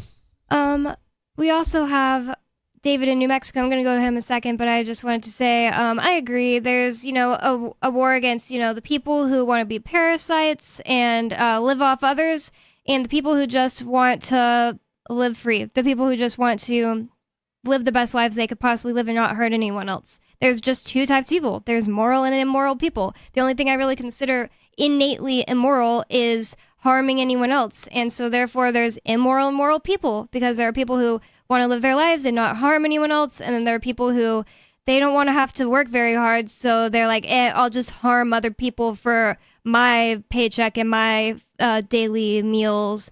And there's a war against us. You know what? I would rather be poor than sell my soul. Right. Me too. Like, I think we're gonna be dead a lot longer than we're gonna be alive, and it matters what you do when you're alive. I believe. Yeah. The quality of life you're gonna have after death. But we have David in New Mexico on the phone. David, what's on your mind? I love you, man. Oh. Thank you. We love you too, David. You liar. You don't love me. You might like me the tiniest little bit sometimes, but just kidding. You're a good speaker. Huh? I think you're thank good you. at speaking. So are you, Joe. Actually, I really admire Joe. Joe's got more cojones than I do when going face to face with people that want to abuse you. Well, I appreciate that, but yeah, no, right on. No, powerful stuff, man. I've always dug what you do, but I don't want to get all serious, man, because this is talk radio you control, and I call it the troll. So, you had CW from, where is it, Golden Showers. Oh, you're talking about Golden Showers.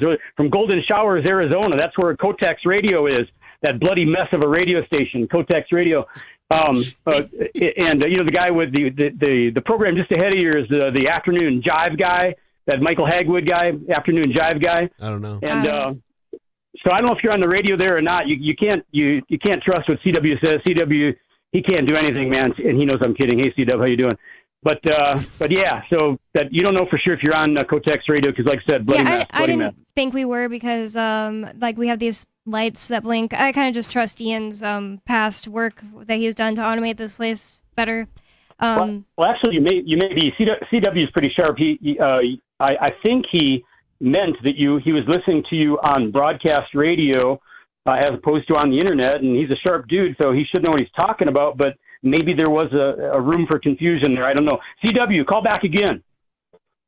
Tell us if you're on broadcast, if you're listening on broadcast. One call a night. Yeah, but the other thing is... But that's what I collected from it, that he was listening on the radio. Yeah, Captain has Live. already, been on the phone with people. The lights stopped flashing. So I think we're back. We're just going to find out when the music comes up in about a minute or two. Okay, well, shout out to all the listeners in Golden Showers, Arizona there on Kotex Radio, Bloody Mess Radio. Thank you, David. Sorry. I honestly thought that was it. Thank you, David, for your call. I think that we're going to be good now, and sorry to the listeners for that. Sorry for my flusteredness. I just didn't know really what to do. I kind of felt like we were just playing on Odyssey at that moment. That can always be, fast forwarded later for the people listening later. But we've been talking about what Joe's been doing. He's back in Keene. Who knows how long you'll be here. Oh, man, it's past 29, right? The alarm didn't, or the music didn't come back. Weird. Well, maybe we're still on air. And we're not in a commercial. No, I'm gonna mute since we're on break. It's at 29. We're out at 29. Well, I had a lot of fun.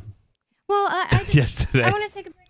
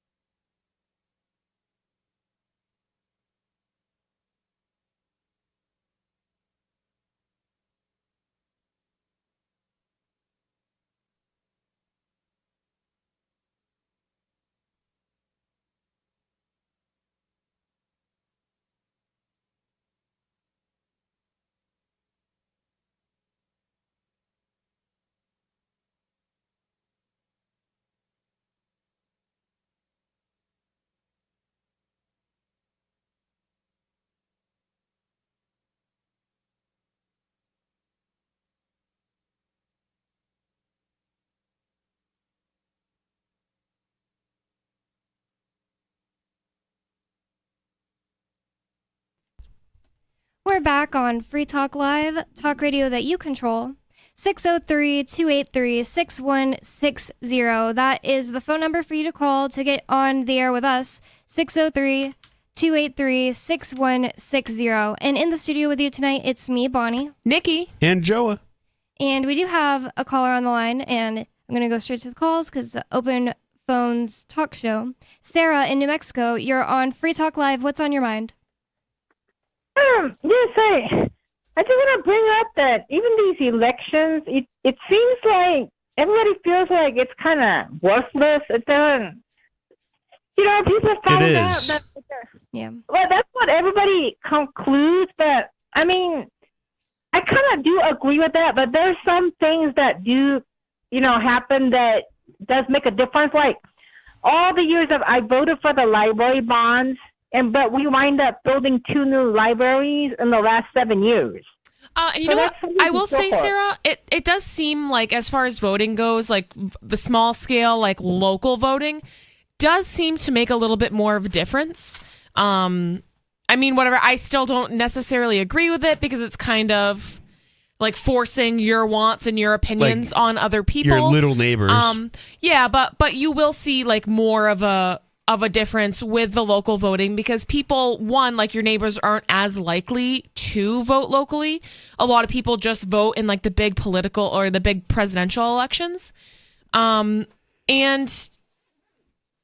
it's more of a grassroots effort, right? And less like, oh, we're voting for the whole entire country or the whole entire state. Like you're less likely to see any sort of change from that. Yeah, and then one of the votes that I talked about with one of the people I met was that they always want to raise property tax for the people that own homes to pay for the schooling. And then what he concluded was it doesn't matter where you get the money, and then it doesn't matter, you keep dumping money all over into the education, and the kids are always dumb. They test low. Yeah. And then he's like, it doesn't make any difference whether you put how much money you put into it. Wow, well, so do you agree with that, Sarah? That it doesn't matter how much money you throw at the public schools, they're still not going to do a very good job? Well, here in New Mexico, it pretty much is the truth. I mean, they've been spending a lot of money on the kids when they're always testing the bottom of the barrel no matter what. Well, Sarah, what would it take to convince you that there should just be private schools that make a profit and they have an incentive to do better and teach kids? Well, I mean, what private school? We're so poor. Nobody has any money.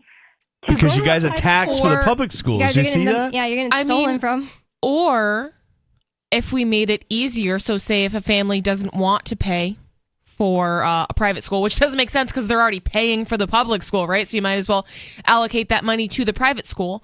But regardless, if we were to make it a lot easier for parents to homeschool their children, I mean, there's a ton of free homeschooling curriculum up to like 12th grade on the internet that people can just get. So even if their parents are dumb, like they can still set them up with something. And I think in New Hampshire, I think they give people a stipend to homeschool. And a lot of the thing with homeschooling is like to do it legally, right? Like it's super regulated and you have to jump through all these hoops. And to so many people, they're like, well, it's too hard. And they feel incompetent or unable to educate their children. So they just send them to public school to send them off to someone else who is incompetent and unable to educate their children. Well, to play a little bit of a statist here, okay, in the sense that, all right, if public school is going to exist, right, and how they get their funding, when is it they get their funding? The students don't go up in numbers or anything like that, just stay the same. But the incentive that they have today is that if the kids are dumb and they get bad grades, guess what? They get more funding. So that's like rewarding. They're rewarding bad, bad teaching. Bad results, yeah. Yeah. So, Sarah, let me ask you this. What if the public schools rewarded the schools and the teachers if they did well? Well, I mean, that makes sense, but I think I was discussing like what happens is that with our property tax, it always people vote for it because most of the voters are renters. Very few people own property. It's still affecting them. It's dumb to think it doesn't affect you if you're a renter. I mean, these are just people that don't think very far ahead. It's definitely the buck is going to be passed down to the cost of rent. And then they're going to complain like, oh, these renters, these fat cats, they're just charging so much money for rent. We can't have our kids babysat for free. The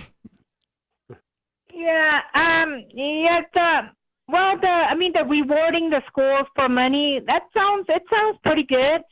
But New Mexico, we dumped a lot of money on education, and it's always the same low test scores. I mean, so here's the thing: most of the homeowners will vote against the property tax. They're like, no, I get the money from somewhere else. Don't raise my tax. Hey, Sarah, do you think that it's the government's goal to actually educate people, or do you think it's their goal to keep them dumb so they don't know how to, play this? I don't want to say play the system, but more like, get involved in the system to actually make an educated difference? Or, so do you think they really want you to be smart? Really? Well, of course, no. You know what? They want you to be educated enough to do a menial job, to work a job, but they don't want you to be too educated, because they'll have a revolution and a rebellion if you're too educated. Yes, Sarah.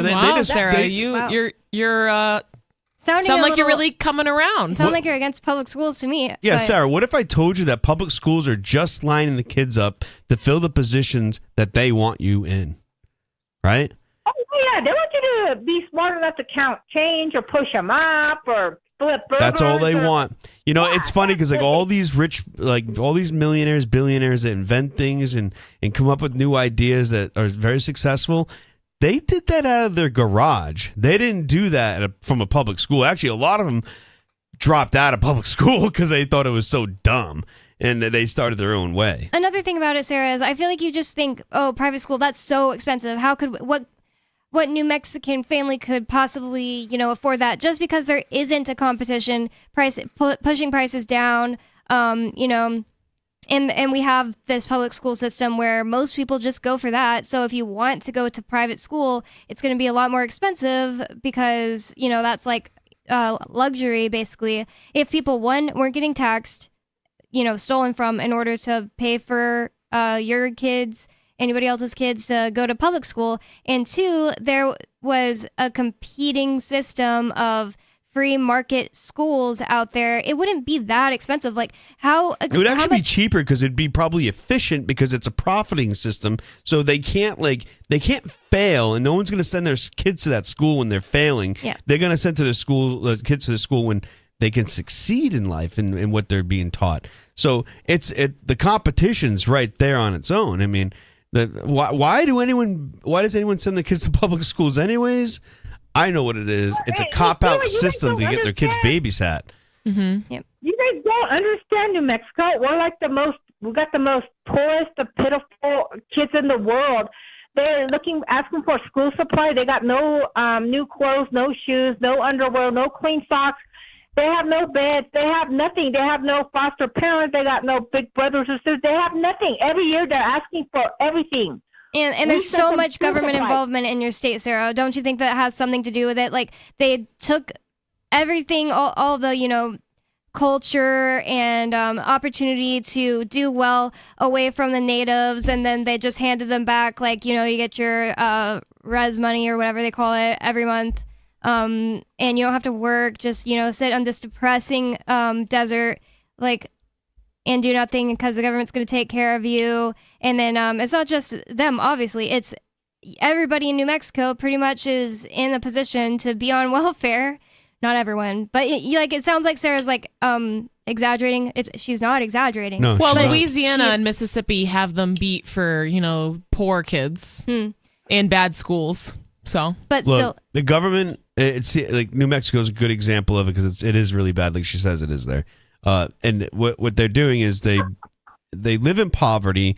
They're peons to the system, and they wave a carrot in front of their face, and they keep reaching, but they don't get it. Yeah. So it's a really sick system what they have going on over there. And now that the governor is taking gun rights, so now you can't even protect whatever you have, any valuables. You can't protect yourself. You can't protect your life. It's crazy. Sarah, would you rather have to get a job and not be on welfare anymore, or get the opportunity for people to have the opportunity to do better for themselves than they're doing now in New Mexico? No, I'm happy with my life because I get to do other things. Like I'm going to have a meeting this Saturday with my network marketing at a library. It gives me more time and energy to do things that are useful for the public, other than working a regular job. There's more to life than working a regular job. See, this is the attitude, listeners, of the average person who is voting to take your rights away so they can just sit on welfare. Doesn't it feel so selfish, though? Like, Thank you for the call, Sarah. I shouldn't have to work and make my own money because I'm going to steal it from the other... You know, she's admitting everybody's in New Mexico is poor, right? Everybody's living in poverty. Yeah. She's stealing money from other poor people because she's too lazy to work. Seriously. I wouldn't say Sarah's living a lavish lifestyle or anything. Yeah, but she's living within a very low means, but probably a lot better than most other people because she seems very quaint in her ways. I'm not judging her on how much money she has or anything like that, but she's definitely, milking the system. You're not going to get a lot of money from the government. So, no. If you're not working and you're just collecting government, money, you can assume that people are still, living in poverty, basically, right? But it's comfortable in a certain sense, but it's soulless. Because you don't have to work. It costs your soul to do this. Do it. Is it worth it to have a full belly? And that's my thing. Like, I don't necessarily need to be like super rich and have a ton of money. I don't really like money. I like sustainability. Like, there are other things that I'm more interested in. Like, I'd rather have more of a simple lifestyle where I'm, comfortable and sustainable, whatever.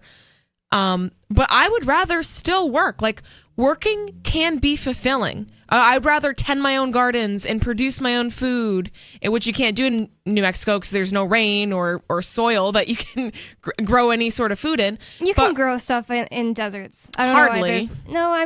You can. There is definitely people growing stuff in the desert. Yeah, but they can't even grow grass. You can grow grass. It's just that it's not part of its ecosystem. There's like a diverse ecosystem, and there's just as many. I think obviously, like if you're trying to garden in South Carolina, you're going to do a lot better job than if you're trying to garden in the desert. It just doesn't. It doesn't. Well, if you're sitting somewhere where you have light and you have water you can bring in, it's not that I'm saying that's grows the thing. Naturally in the ground like but carrots. But that's the thing. Like, so you have to steal water from somewhere else, and there's aquifers like really, really deep in the soil in the desert. But typically what they do is they steal water from another state where it does rain.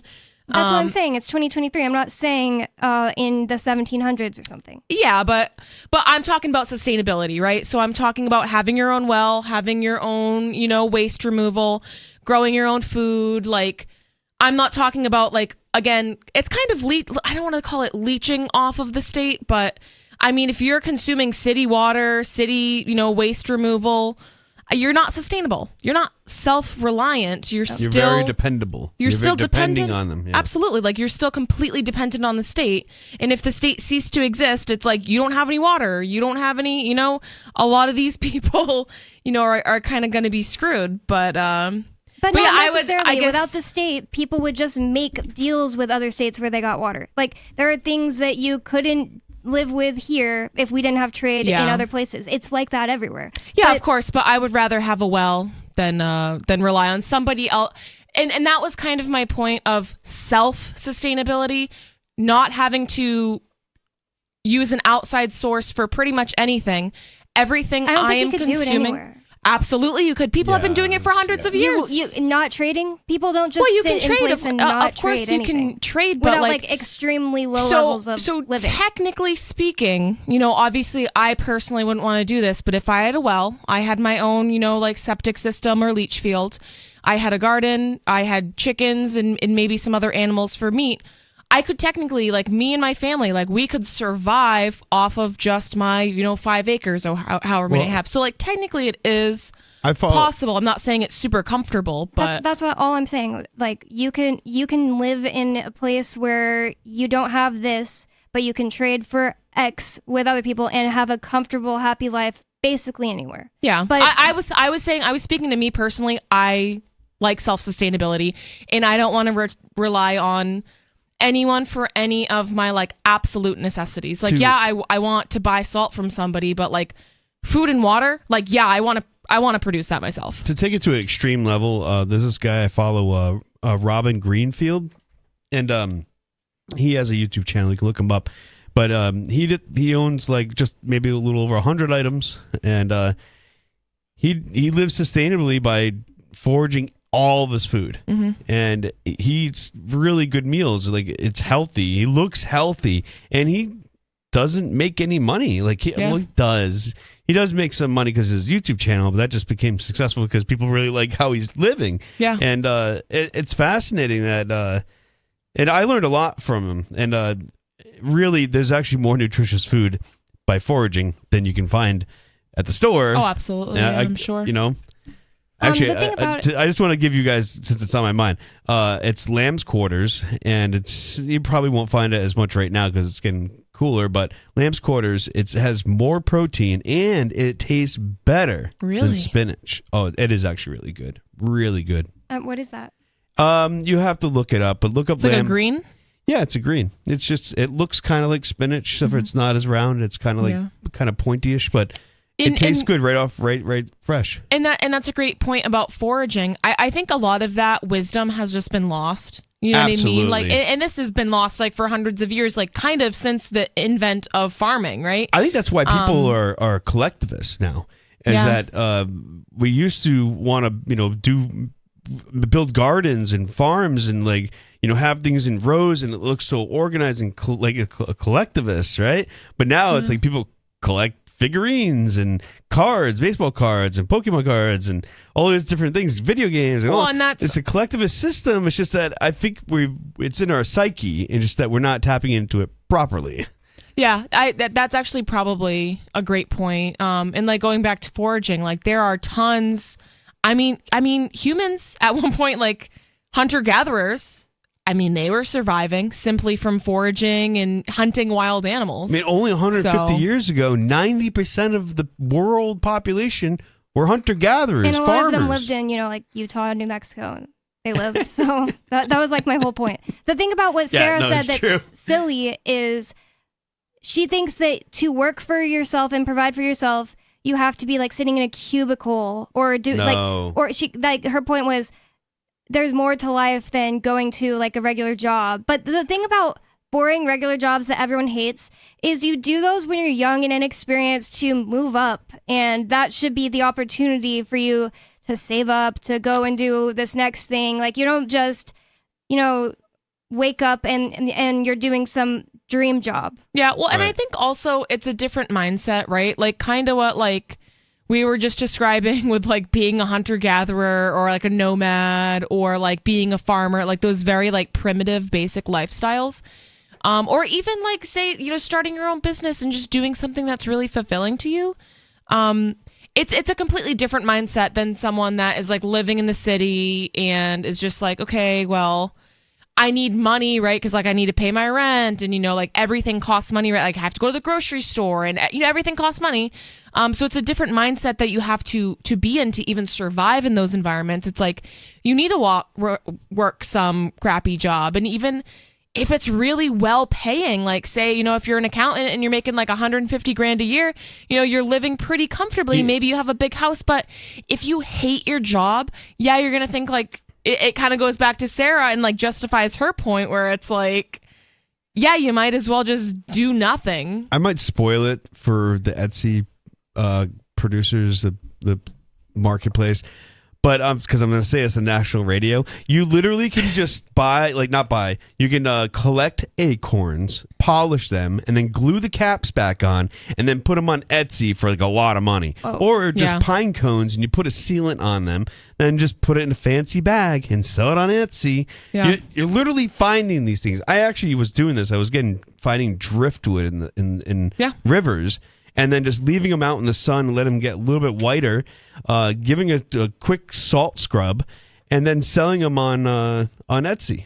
But if you live in the desert, then you don't have pine cones. So then you have to buy them off Etsy. You can find desert roses. I don't know what to tell you. Yeah, right. Yeah, that's true. Find lizard skeletons. I don't know what you can find in the desert, but But what damn, I'm there's saying something. is, like, if you want a pine cone and you don't live in an area with pine trees, right. There's where am I going to get my pine cones? There's evergreen trees in the desert too. That's the thing. A lot of people just haven't been there and they think it's all sand. Well, I have ignorant. Where I have been to the desert, there was literally nothing, and it was the most depressing place I've ever been. Well, you know what I mean? It was just like terrible. Like nothing exists here. Neither should I. So this is Southern California I'm talking about, and I was like looking at the real estate market there the other day, and just like the yards, and that I'm like, it's just, I'm like, this is just looks like a sad love place. Southern California, though. It's so beautiful. Some parts of it. I mean, I wouldn't want to earn property. Not there 'cause Lancaster. You can't really do anything. Well, like San Diego and, down to the border. Yeah. Once you're like more on the coast, then it gets a little bit more like the ecosystem kind of. I literally thought I was like strengthens. another planet. All the succulents and stuff. I was Where? like, whoa, am I like in Mario's world? In California? Yeah, it's beautiful. Yeah, the callers, well, it's only one caller. David Hathaway, he was also on the show as a guest like 2 weeks ago when the last show Ian was on. He's from Arizona, and we were talking about just the sky in the West is something I miss so much. Like, it's such a big difference. I don't know why and that's it would funny. I could see like the big sky, just like that view. Yeah, is really. I could see how some people would definitely like that. Like, just going from Utah to moving back to Texas, I was like immediately depressed because like my friends would say stuff like, look how beautiful the sunset is tonight, and it's just like, oh, there's like some pink like it's like nothing. I don't even know how to, I mean, I can't describe in words how beautiful every single sunset is in a place where you can see the sky. But well, I just rode out to Michigan a couple weeks ago, and I just really, I was like, why do people live out here? It's flat. Never been there. It's flat. So it's like once I go past like Pennsylvania and you get into Ohio and Michigan, you're like, Kansas. This is boring. This is really, really boring. Well, and that's something like I was really yearning for. Like when I was out in the desert, I was like, first of all, like the big sky, like I did not like that. I was like, I feel like I have no shelter. Like there's no trees, there's no mountains. Like I feel so exposed. I'm like, if an alien came here right now, like I would have nowhere to hide. Like I feel just lost in the flatlands. Yeah. Well, and then like coming back home to places like New Hampshire and Vermont where it's so mountainous and we have all of these wildflowers and it's so green and luscious and there's my car's struggling to go up hills. my car actually does struggle to go up hills, but Does yours, Joel? Well, I mean, yeah, some of these hills are treacherous. Especially like in the winter. Oh, yeah, especially in the winter. But yeah, and I think that's the point is like, I don't know, people like different things. Yeah. I don't know. Yeah, I understand the point of living if you're living in California, bad laws, and then you live in a place that doesn't have mountains, since they do have beautiful mountains in other parts. Oh yeah, California is a huge state, yeah. They have greenery. So you're going to choose to live in a place that's flat, no greenery, no ocean. Expensive, terrible laws. Terrible laws. Yeah, the least you could do is live on the coast and make the best of it. San Francisco. No, maybe not. Not that part of the coast. Poop rolls uphill there. Don't get crazy. Yeah, I don't get California in general. I wouldn't live there, but it's actually really sad because it's just that the laws have mostly messed up such a place that could be amazing. I haven't spent much time there, but I went to Sacramento when I was like 17. And it's just so incredibly beautiful there, so green. Even just like the people there are so beautiful.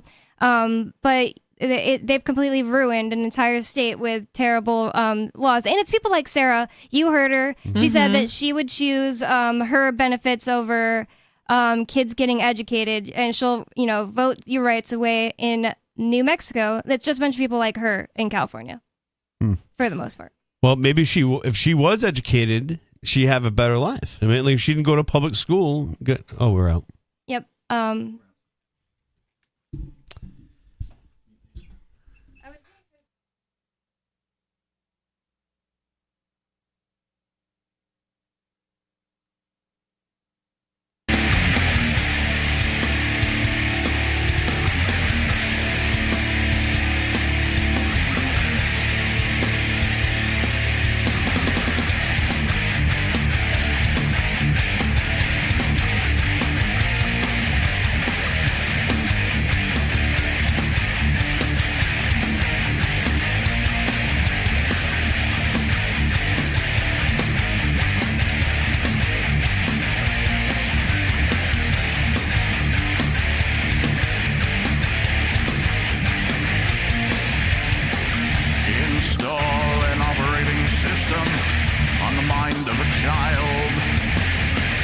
knock down like a psychic firewall, deprogram the wild, wipe out the natural tendencies, mute individual style, delete the sense of significance, conform single file. Pavlov dogs on the way to the classroom to learn the truth, analyze what you see, accept the evidence presented before you. Pavlov dogs on the way to the classroom to learn the truth, analyze what you see, accept the evidence presented before you. Just realize the crimes of the state from K through 12th grade, they're taught to obey. The crimes of the state from K through 12th grade, they're taught to obey. The crimes of the state from K through 12th grade, they're taught to obey. The crimes of the state from K through 12th grade, they're taught to obey.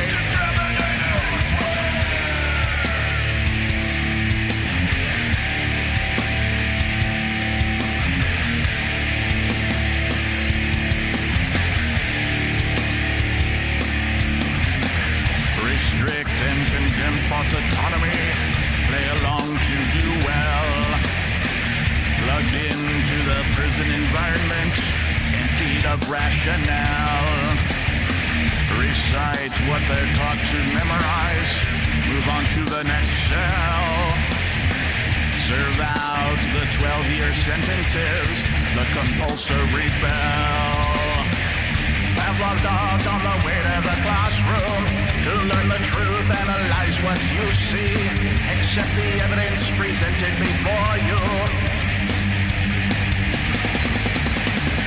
Pavlov dogs on the way to the classroom to learn the truth, analyze what you see, accept the evidence presented before you. Just realize the crimes of the state from K through 12th grade, they're taught to obey. The crimes of the state from K through 12th grade, they're taught to obey. The crimes of the state from K through 12th grade, they're taught to obey. The crimes of the state from K through 12th grade, they're taught to obey. The crimes of the state from K through 12th grade, they're taught to obey. The crimes of the state from K through 12th grade, they're taught to obey. The crimes of the state, they're taught to obey.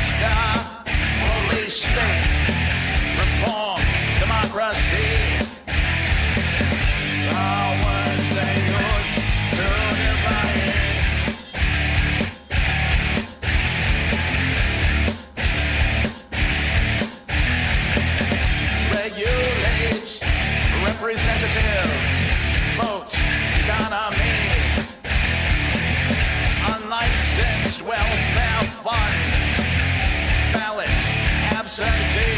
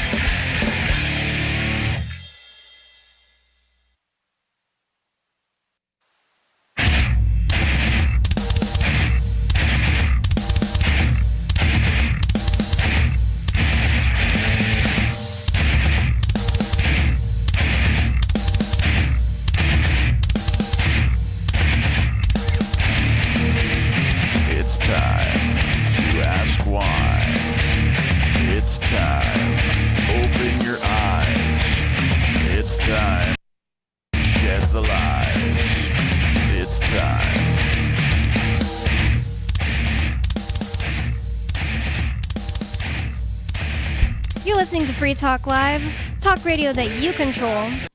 603-283-6160. That's the number you can call to get on with us. 603-283-6160. Excuse the odd bumper fading. It's just we are having technical difficulties. So what you were listening to just now is Captain Kickass's actual music. You can go to captainkickass.bandcamp.com to listen if you liked what you were hearing. 603-283-6160 to get on the phone with us. And in the studio with you tonight, it's me, Bonnie, Nikki, and Joa. And we're just going to go right to the phones. We have Dave Ridley. Dave Ridley, you're on the phone. You're in New Hampshire, and you're on the phone with us on Free Talk Live. Yeah, apparently, just stop me if you guys have already reported on this, but New Hampshire Secession.com is reporting that Dean Kamen has successfully seceded a piece of land from the United States. Who's that? Dean Kamen is a local billionaire. In New Hampshire? He's the inventor of the Segway. Oh, yep. Or at least his company invented it. Now, this really is not particularly new, but I just learned about it, and it was just in an article on New Hampshire Secession.com. I don't even know who runs New Hampshire Secession.com. That's how big our movement is getting. But I guess the thing was he had a piece of like an island or something that he owned off of the coast of New York, and it was under New York's jurisdiction. And New York was like, well, you can't build a building more than 20 feet tall, and you need or 40 feet tall, and you need a variance to. And he's like, I can't build anything here. I'm trying to do this thing, and I need a 40-foot tower. And he starts talking to the governor of, he starts talking to the government of Connecticut about how could we have Connecticut annex this thing? And in the process of doing all this looking around for options, I guess one of his lawyers discovered some obscure treaty thing or rule or loophole or something that allows that piece of property to secede from the whole country. So apparently he did do this. This must have been in the late 90s or something like that. I've never heard of this. And it was a lot like the Conch Republic situation, if you're familiar with that, where the Key West, did a bunch of fun stuff, like they declared war on the United States, but then they surrendered and asked for aid. Well, hang on a second. That's not exactly accurate in the sense that the Conch Republic, their bridge was shut off by the feds, right? Because there was Cubans coming in, and then like they boycotted and be like, hey, we're just going to have our own country then, and we'll let whoever we want in. Yeah, that's what was going on, right? Well, that was part of it too. But they had this little ceremony where they threw a loaf of bread at the feds or something like that. Or like it was something like they did something with a loaf of bread. There weren't even any feds in the room. It was kind of like they threw it at the wall or something like that. And said, all right, that was our kinetic part. Now we're going to do the diplomatic surrender part, and we want federal aid. They were just joking. They had that real lighthearted approach to it.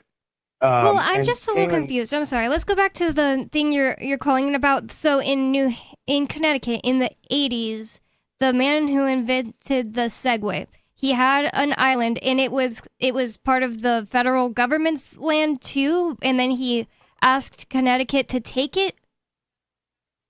Well, I think he owned it, but it was under New York's jurisdiction. And when New York government was giving him trouble, he started negotiating with the Connecticut government to try and get them to take it over and annex it or something like that. Oh, so it didn't. And that led him.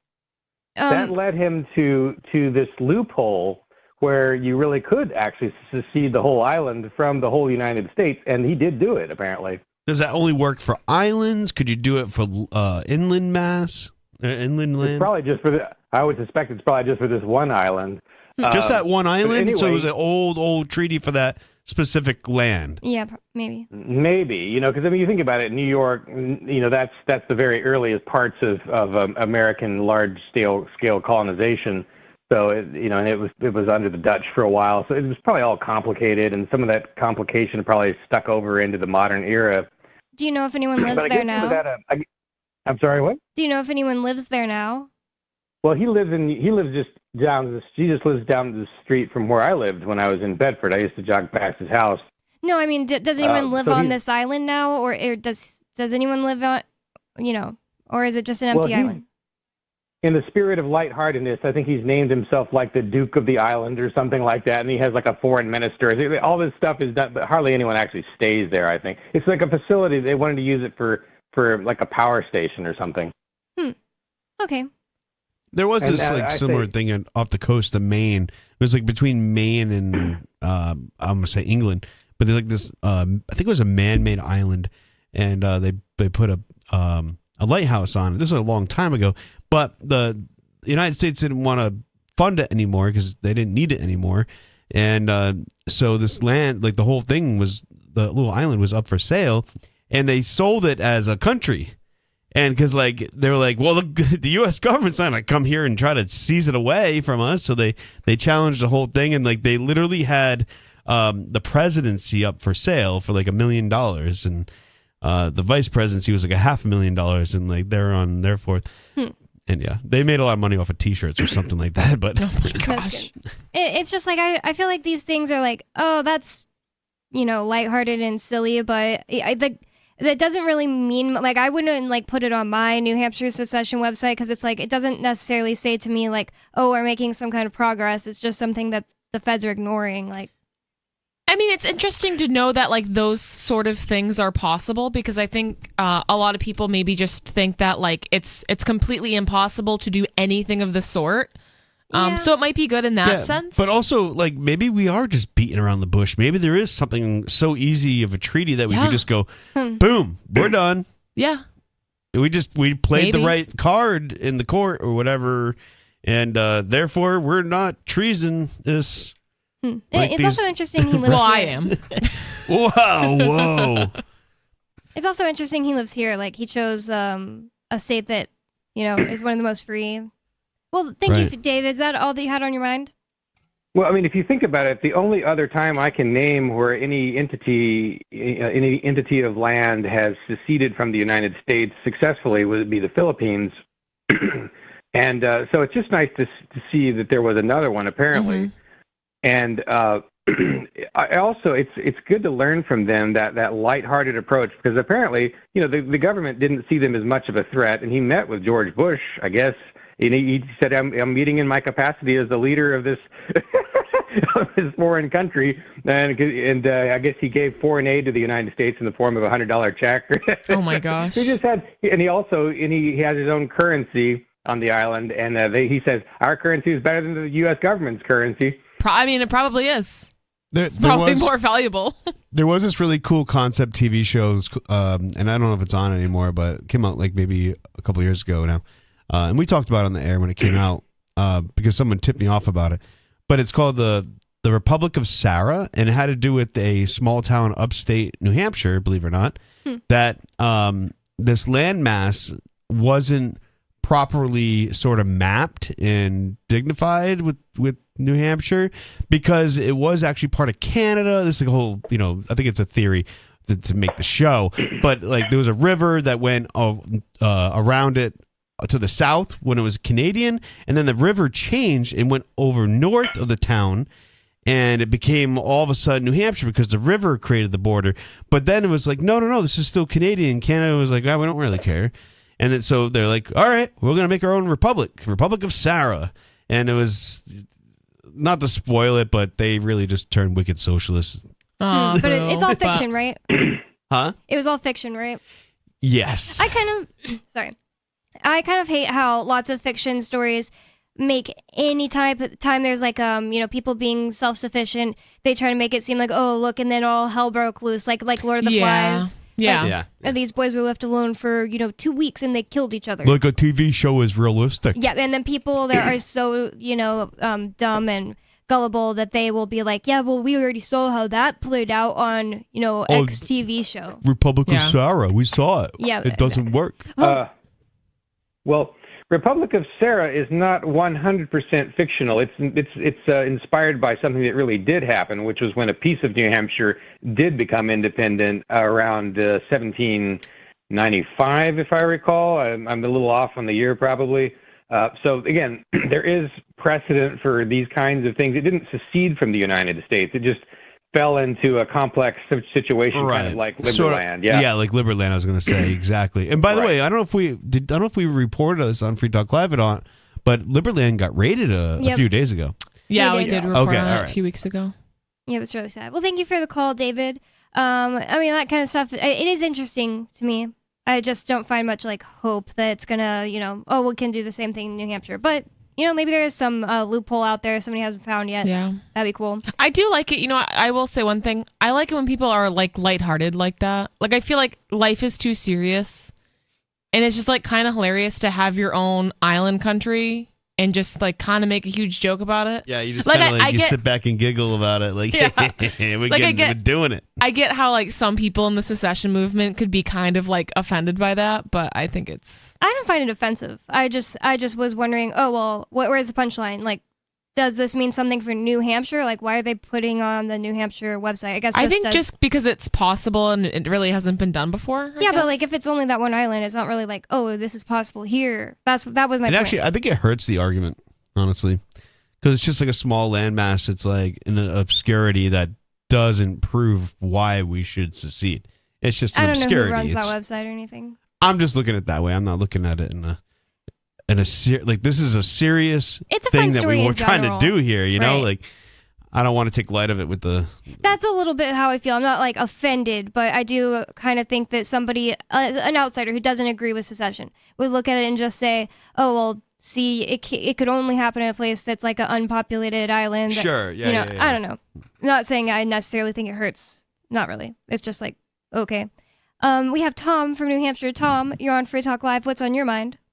Well, the war of words is. I developed a weapon in the war of words, namely, instead of saying that the cops are out to deter people from breaking the laws and conveniently omitting any mention of how blatantly unjust a multitude of such laws are, I say they are out to intimidate people into obeying a multitude of blatantly unjust laws. See, deter and intimidate pretty much mean the same thing, trying to scare people. But I thought of an even better one, and that is to take the enemy's own weapon and turn it against them. You see, to say that Ian was respecting his customers' privacy, that doesn't sound nearly as terrible as saying that Ian was guilty of willful blindness. Well, if they're going to use willful blindness, and but for willful blindness, what would have happened? Look at the opportunity to use that weapon. But for willful blindness, the enemies of liberty would see the obvious flaws in all of their absurd lines of reasoning. For example, when they say, well, Tom, you elect the people that write these laws. And I say, no, I don't. And they say, they go into a second category. Some persons don't bother voting. And, okay, that's two categories. But what about the people who voted for the libertarians? They ignore the possibility that maybe I voted against the people who write these laws, because that there is, and but for willful blindness, they would see the absurdity of their line of reasoning, and even go on to say, well, then it's your fault because you wasted your vote on somebody who couldn't possibly It's win. true. Hey, Tom, you're reminding me of when I walk into the federal courthouse, and knowing now that since you brought up the willful blindness, right? Well, when you walk into the federal courthouse, there's a big, giant silver statue of Lady Justice putting on a blindfold. Yep. Yeah. Well, willful blindness is when they. I've heard. How can it be unconstitutional when the United States Supreme Court has upheld it?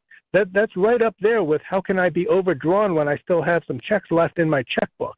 There's like the United States Supreme Court vomits forth a far-fetched judicial misinterpretation, and the plain text of the Constitution involved, the United States Constitution or the state constitution, does not lend itself to that misinterpretation. It's still no less unconstitutional. And but for willful blindness, they would know that first of all, the cops their oath of office isn't to uphold the far-fetched judicial misinterpretations. It's to uphold, to perform their duties agreeably to the Constitution and laws. Even then, they would understand that by definition, unalienable rights preempt the rule of law. Well, Tom, let me ask you a question. No offense, but what do you expect? What do you plan to do with this information? Like, just yell this at people on the street and expect it's going to, like, just change their minds and they're going to get it? Well, the same as I've been mentioning, that cops are on a mission to intimidate the humans into obeying a multitude of blatantly unjust laws. It's turning around their own statement of principles. They are out to deter people from breaking the laws. It's just using in the war of words, as Daniel Webster said, there's nothing so powerful as truth and often nothing so strange. And by the way, I think Bonnie should get in touch with, if she hasn't already done so, all the reporters that reported on that sentencing hearing and the press release from the United States Attorney's Office, and try to see if those newspapers will also cover the rest of the story. That the, stuff like how the statute didn't even say anything about Bitcoin. The statute was about funds transfer businesses and businesses in the. I'm not really interested in reaching out to like MWR and getting them to correct the record because not only will they not listen, but that's kind of what Free Talk Live is for. Like I'm on here putting the record straight all the time. I can write on Freekeen if I want to. It's not really like. I just don't really care about changing everybody's mind, because I mean it's already too freaking late. For one thing, it's not like the readers. Thank you for the call, Tom. It's not like the readers of MWR are going to be reading this thing and saying, oh, it's not like they're going to end up on a jury and be and they don't care. It's too late. They're the gatekeepers' information. They're not going to hand us the keys. Yeah, right? That's exactly. Like they interviewed me. MWR, is that what they're called? MWR? MWR. Yeah, I think there's a U. So yeah, they interviewed me right after the sentencing date the other day for like, I don't know, 10 minutes. And all they did was break this part. Wait, yes, WMUR. Thank you. I was like, I know it's wrong somehow. And what it stands for, I have no idea. Yeah, don't care. It's some random generated letters. It doesn't. It actually doesn't stand for anything. I never get that right on the first try. I don't know what it is, but they interviewed me for like 10 minutes, and all they put on the news was they were like talking about Ian, just repeating all of the government's allegations against Ian and saying he went to jail for 8 years, and then they're like, and this is what his new wife has to say, and then then they show me, and it's just me saying these people. And I obviously had said before that I was talking about the jury, but they didn't even include that part.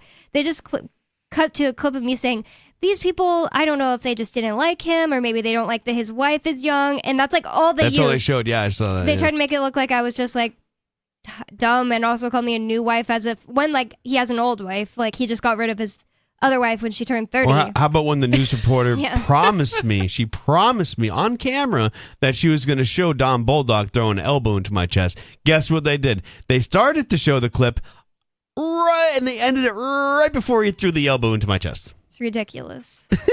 That's so annoying. And that would have been like juicy too. Right. Like that's the stuff that people want to see. That's what I don't get. But they probably, like if she were, or obviously like she's working with other people and like editors and her boss and stuff like that. If they were to include that, they would probably like someone would come after them that probably.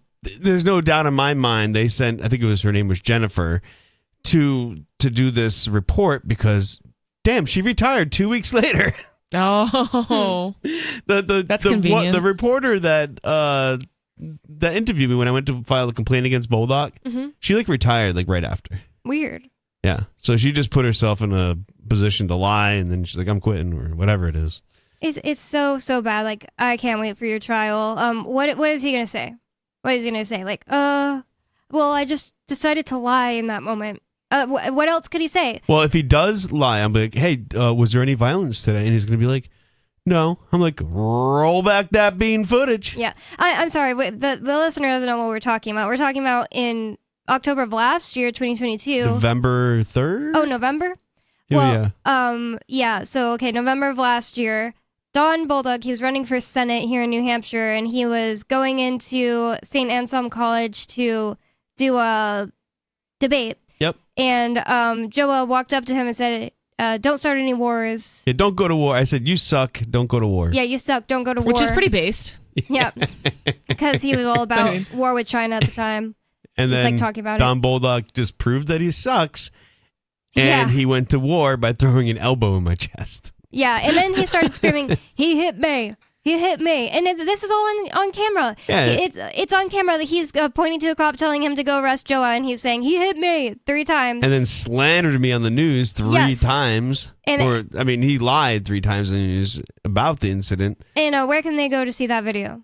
Oh, definitely go to freekeen.com. Oh, yeah, they can see it. That's there. where I tell people to go. Do not, if you go anywhere else, they're not going to give you the right story. There's a few people on Twitter that wrote about it correctly, but that's kind of hard to dig up too. Right. But, I mean, you can see me on Breitbart. Yeah, and they they're list lying. me up there with firebombers, rapists, and murderers. Whoa. What? Yes, there's a list of political violence occurring, political violence season, whatever. And then they literally list me with all these really bad things that were happening. That should be like slander, you know? It Especially is slander. Absolutely. What did you didn't even do anything. The editor, as soon as he posted the first article about it, and it was totally wrong, I sent him a message. I was like, hey, you might want to fix this and watch this video and fix the article. Nope. They don't care. He's like, prove to me that's you. I'm like, what? I'm telling you it's me. Like, this is my channel. This da-da-da-da. He can write a whole story about you without any kind of proof of what happened or Yeah, anything. I know, that's kind of strange, right? And then I gave him the footage. Yeah. And he doesn't even review it. And he care. doubled down, tripled down, quadrupled down on me hitting Bolduc. I never even touched the guy. Actually, wait. I did touch him with my chest, and I placed my chest into his elbow. Yeah. No. I really hope that he has to, show up. But anyways, we're going to go and film Joa's trial that's coming up this month, and I'm really excited for that, honestly. I just can't see how Bolduc worms his way out of this one. We also have another caller on the line. Skeeter, you're on Free Talk Live. What's on your mind, Skeeter? You boy hates the burster secession bubble, but that North Dumpling Island that David Ridley was talking about, that's not really secession. It was a joke. He used secession as a joke. Okay. Have a nice day, Skeeter. It was such a stupid call. I mean, we have been sitting here talking about how it was more of a joke. I don't know what he's talking about. Wow. I mean, very educated call. Thank you, Skeeter. You're so boring and no one likes Free you. speech for the win. We're going to go into break for a little bit, but don't go anywhere. More Free Talk Live coming up. 603-283-6160. That's the number to call to get on the line with us. Put it back on. Well,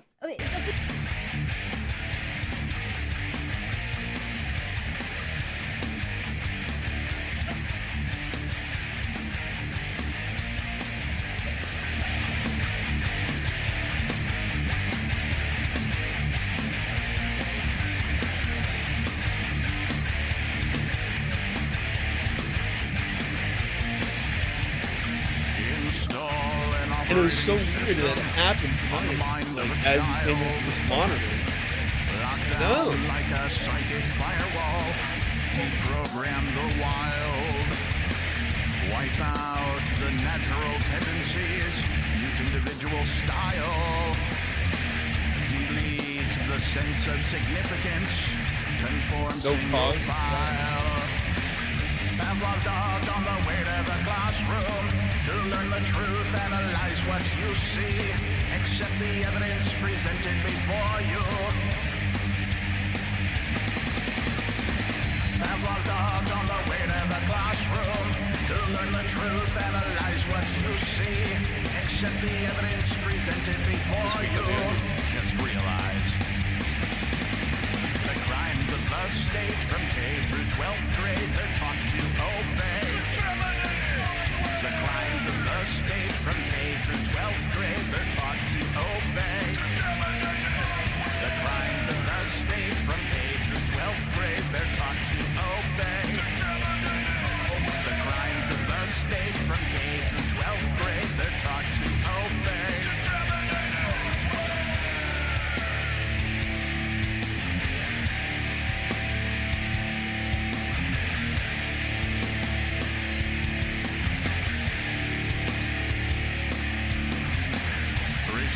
and condemned fought autonomy. Play along to do well. Plugged into the prison environment. Emptied of rationale. All that stuff, recite what they're taught to memorize. Move on to the next cell. Serve out the 12-year sentences. The compulsory bell.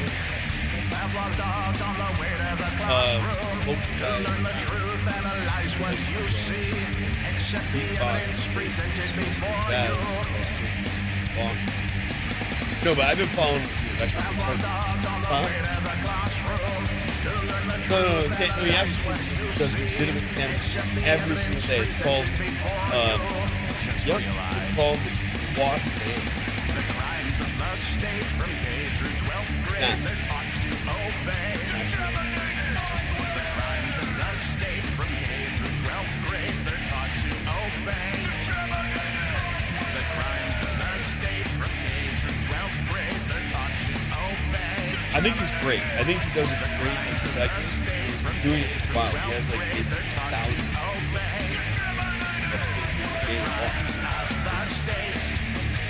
From K through 12th grade, they're taught to obey. The crimes of the state. From K through 12th grade, they're taught to obey. The crimes of the state. They're taught to obey.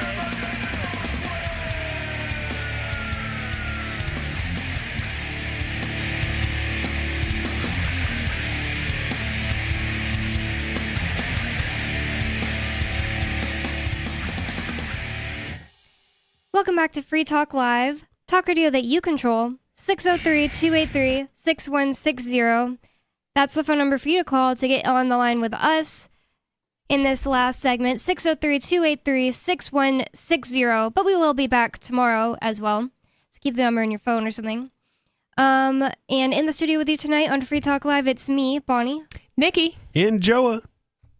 And I'm just going to go straight to the phones because we have Riley. Riley, our other co-host. You're on the air with us, Riley. What's on your mind? Hi, guys. Hey. So here's the thing. I've been in New Hampshire for 12 weeks now, and we've been doing our 420 rallies for about 11 weeks, I want to say, and I feel like they've been well attended. But what I'd love to see happen is if we could smoke weed in front of the police station, that'd be really cool. Oh, yeah, you were talking about that a few weeks ago, and I think that'd be a really fun switch it up one day and do it there. My big concern is that I want to have a larger amount of people than like 4 or 5, so that, if the police come harass us, they're not going to be able to harass, 15 or 20 people. Will you be surprised? Yeah. But it's less likely, there's more accountability, right? That's allegedly. Yeah, it's just harder when, everyone has cameras and we're filming it and getting it on film. And They'll probably choose someone, I bet. I bet they'd pick someone. That's what they usually do. It's not like we haven't smoked a joint in the police station. Yeah, exactly. True. Yeah. Wow. Yeah. This is New Hampshire. Well, Riley, I think that we could definitely get that done if we put the word out like a couple weeks in advance, especially to like the Manchester people. A bunch of them might come out, and I think that would be really great. You want to do it some Sunday, right? I do. I think it'd be great. I wish that I smoked. I'll try to think of something illegal to do. Maybe you're not supposed to chalk on the property. Impromptu, illegal stuff. Right. I don't smoke weed anymore, so that's okay. I would do it with you guys, but either way, I'll be there in solidarity, and I'll think of something to We do. can take shots. Yeah. Okay. She doesn't do that either. Yeah, actually, I don't drink either. I was about to say though, maybe we'll take some mushrooms or something. Maybe everyone who doesn't, what's the word, drink or smoke weed I can bring a bunch of Heineken 0%. Yeah, St. Pauli's. Yep, that'd be fun. There you go. Is that all you had? The reason why I want to do this isn't to get arrested or anything like that. It's to show that, hey, we're here in New Hampshire. We have our rights. We're exercising our rights. And we're not going to take harassment from the police. Ian Freeman may be in a cage, but our movement is not going away. And I think that's an important step to make, to show people that, hey, we're doing things, we're stepping up our game. Well, I don't know if we're going to be stepping up our game necessarily, but we're still doing things. I think it's definitely important that they don't just like get rid of Ian and, oh, well, everyone's done doing activism. That's why I'm really, really glad that Joe decided to come back to Keene. There's kind of like a silver lining when lots of things happen, when people are Captain over there. It's kind of a silver lining when something bad happens to an activist. I mean, it activates a whole bunch of other people, It seems to do that. It seems to say, oh, well, my friend got in a cage, so I better come out of hiding or whatever, out of retirement, and get back to doing activism. I mean, I've been actually kind of floating and looking for my footing and that sort of thing. And if I can find it here, staying here for like a week or two, and maybe I can figure it out and stay longer and do more activism. I really do want to continue doing this, and I really do think seeing Ian not in Keene, that there needs to be a sort of push of activism here while he's not here. Right. I really... because...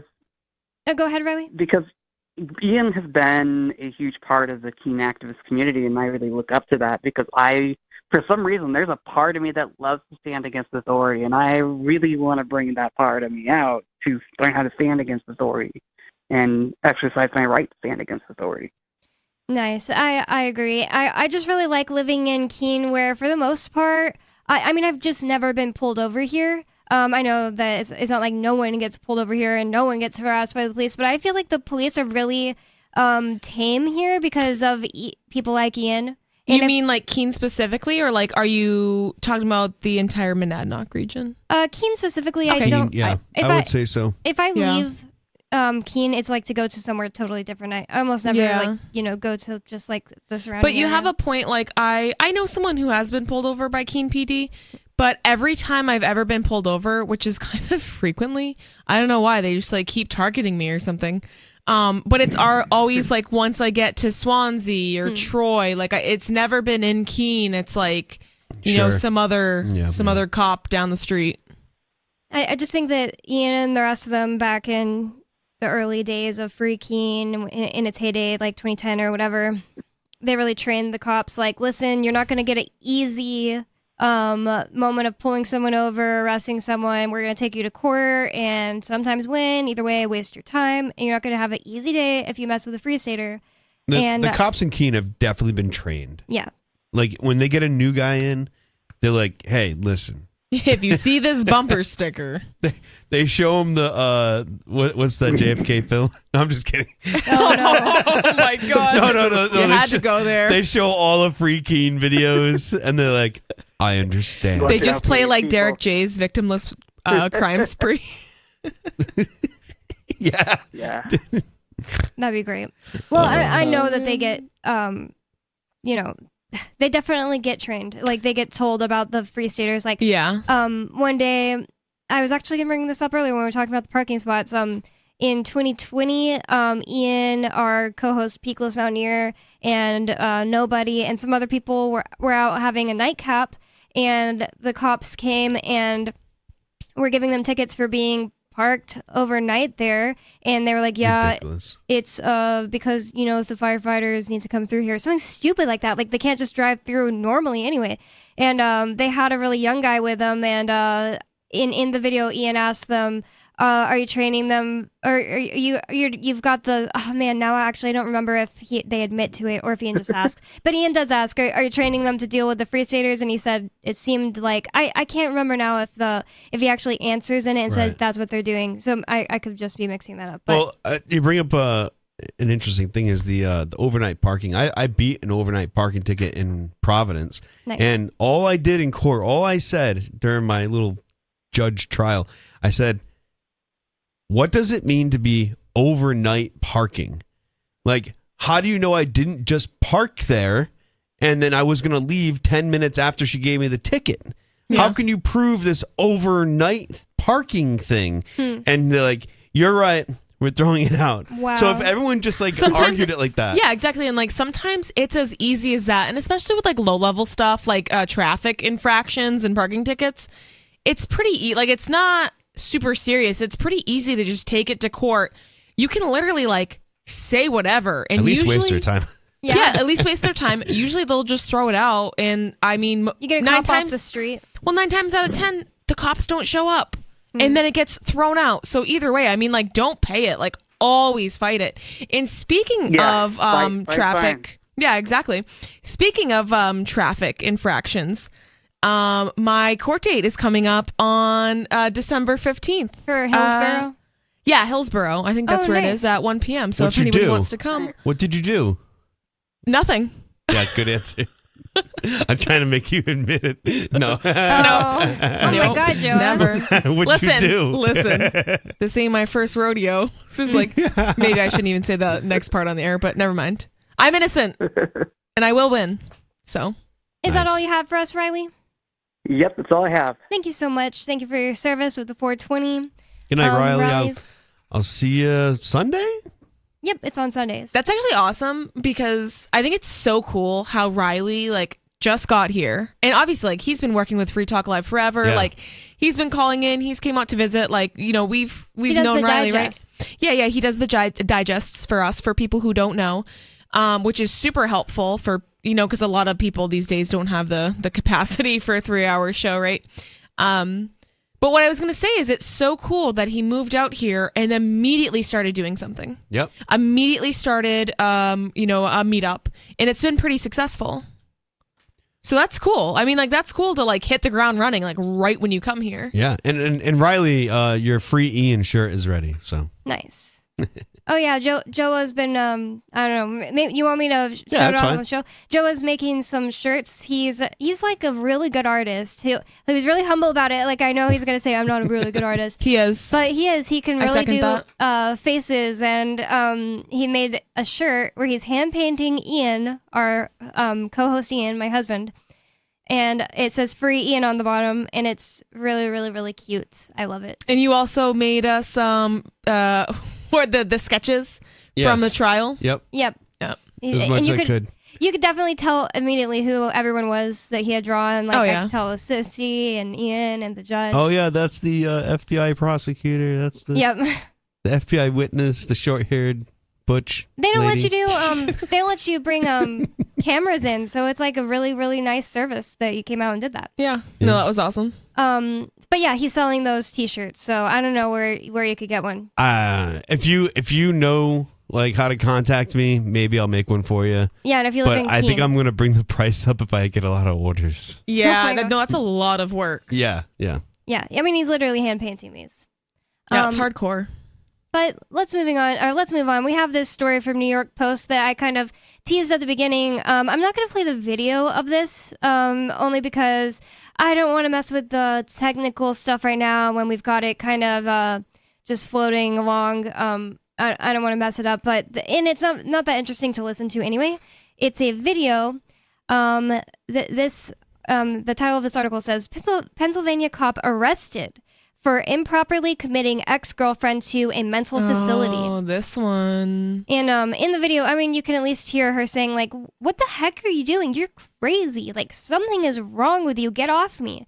But he doesn't say anything back. He's being so freaking weird. He's in plain clothes, and he's sitting on her like imagine she's sitting crisscross kind of, and then he's sitting on top of her legs, and she's still sitting up, and she's like, she's cussing and So stuff. I want to know, just really quick, does it look like he has her? Are you familiar with like physical restraints, like different restraints No. that you'd put? Well, maybe you might be able to guess at least. Does it look like he has her in a restraint that you would do to like protect somebody or protect yourself from them, or does it just look like he's being a weirdo and like tackled her? It is disgusting. I saw the whole video. There is Okay. a video out 'Cause there. I have not watched you don't the want to play video. because it probably swears. It couldn't possibly be not hurting her, I think, because they're in the absolutely rocks, hurt her. She's and- got bruises. She's got scratches on her face. He rubbed her face into rocks. Oh my God. Okay. this is his ex-girlfriend. This is like, I think it's sexual right. force. I think there's something sexual about the video in a gross way. I just like peeked my head over at Bonnie's screen and saw at least like the woman in question. She's very, very thin. Very thin. Small. She's very He's small. a big guy. Like, yeah, he is a lot bigger. She does not have a lot of muscle mass on her. Like, there's no reason that he would need to like tackle her. And if she has like scratches on her, yeah, he tackled her. It doesn't. Yeah. Work. It's not even that. Like, he keeps on pushing her down onto the ground, and like she's trying to roll and like try to get out of it, and like, get off of me, like, stop, like, you know. And it's like, I'm not gonna run. Like, that's what she's saying. Yeah. And she's like willing to wait for like whatever 911 he called. She's not gonna run. Like most reasonable people, they don't run. Like, yeah, most often than not, you could be reasonable and running, but that's another story. Yeah. But the thing is like, she's not wearing a whole lot of clothing like on her skin, like, so her arms and her legs are exposed, and so she's getting all scratched like up on there and too. Shorts, yeah. But her face gets a lot of scratches too. Like she showed pictures afterwards. But yeah, go ahead. It's disgusting. You can imagine like UFC rolling around on the ground is like kind of what this is, but he's like dominating and her. he's like being like silent the whole time. He's just a total like he's freak. justifying what he's doing. So it says a married Pennsylvania state police trooper is facing false imprisonment charges after he allegedly violently detained, I don't know why they even say allegedly, it's on camera, but violently detained his ex-girlfriend and committed her to a mental health treatment program under bogus claims. Ronald Davis, 37, was arrested Thursday on accusations he abused his authority to carry out the twisted takedown that left his former girlfriend improperly stuck in a medical facility for multiple days, the Dauphin County District Attorney's Office said. Davis reportedly told her, "I know you're not crazy. I'll paint you as crazy." That's conspiracy. Leading up to the forced medical treatment. The victim claimed, according to court documents released by the district attorney's office, his quest to have his ex committed began on August 21st when he sought help from fellow troopers because he said the victim, identified by district attorney as MF, I guess they're using her initials, had mental health problems, according to an affidavit of probable cause. On advice from state police, Davis, off duty at the time, contacted county officials via his police email account and identified himself as a trooper to obtain an order after he submitted purported texts from her in which she threatened suicide, according to the court docs. It was such a freak. He's so disgusting. Yeah, he looks like a sex offender. Right. There's this picture that popped up, his mugshot that Nikki and I can look at from here. Yeah. He's just disgusting, bald, and like, fat. I know when, I obviously am being sarcastic here, but like, I know when somebody is a mental health, has mental health issues and is a suicide risk, I always physically assault them, right? Like, that makes a lot of sense. I know. Like, are you kidding me? I don't understand, like, just in general, when it comes to policing or whatever, is that if, say, you commit a crime, it's like there's absolutely no victim, and it was just like just say it was just petty theft, like you stole a pack of gum, right? The cops will tackle you, beat you, and and then still run you through the system, like, and justify that to themselves. And just putting hands on you, unwanted touch, is beyond that stealing a pack of gums. Absolutely, like, that's more of a crime, and especially when it comes into cases where people are mentally ill. I'm sorry, you're not helping. Oh, well, we need to go section them. Okay, but like, being physical with them and physically harming them is not helping the situation. It's not like she was like 5 feet away from a gun and he was keeping her from grabbing the gun and killing absolutely herself. not. And like, this is the thing where it's like, cops are absolutely the worst people to respond to mental health emergencies. Absolutely. Like, they escalate the situation, any sort of security, honestly, usually, but they always escalate the situation. They don't know how to speak to people in a therapeutic manner. Like, anyone else is more qualified and to respond to these sort of situations and get someone into, like, if they need to be brought to the hospital or wherever they're going. I mean, cops are the absolute worst people to handle this.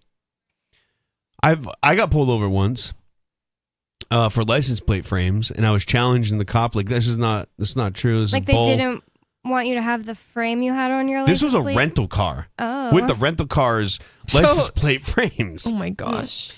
And I was They were saying gathering. it was obstructing it or something. Yeah, but see the law, the way the law is written is you can't obstruct any government insignias and stuff like that on the plates. But I've seen license plate frames that have obstructed the words and everything like that. Even your inspection sticker, like or whatever, your registration sticker, whatever, all that stuff. I've seen that, and then maybe it's not good. But this frame was not that aggressive; just barely covered the border of the plate.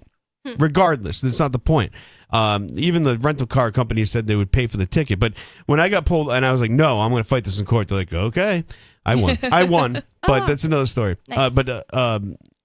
And there's a few stories involved in all this. But I was actually gathering evidence for another case for an illegal U-turn I got pulled over about.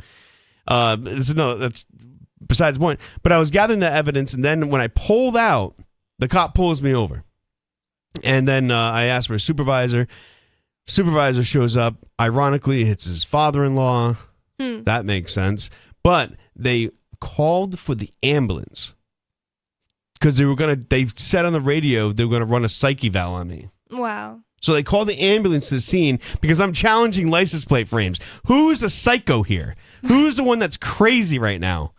The cop pulling you over in a really dangerous spot too, and it was like it's just these guys are suicidal. Like, do you really want to cause trouble to your neighbors and in the community? Well, if he really believed you were just if he believed you were like a dangerous person, they're too much of P words to like actually want to deal with that. They, and that's that one. Yeah, that one. So, and that's the thing too. It's like, okay, if if he thought you were some like criminal or whatever, like you're a danger to society, what does that have to do with your license plate? You know what I mean? Like they pull people over for all of these. It's phishing is really what it is. Yeah, so absolutely. they're like, oh, well, they did the same thing to me. I got pulled over for I had a purple tinted license plate light, and they didn't like that, so they pulled me over, and then they got me for all this other stuff. Oh yeah.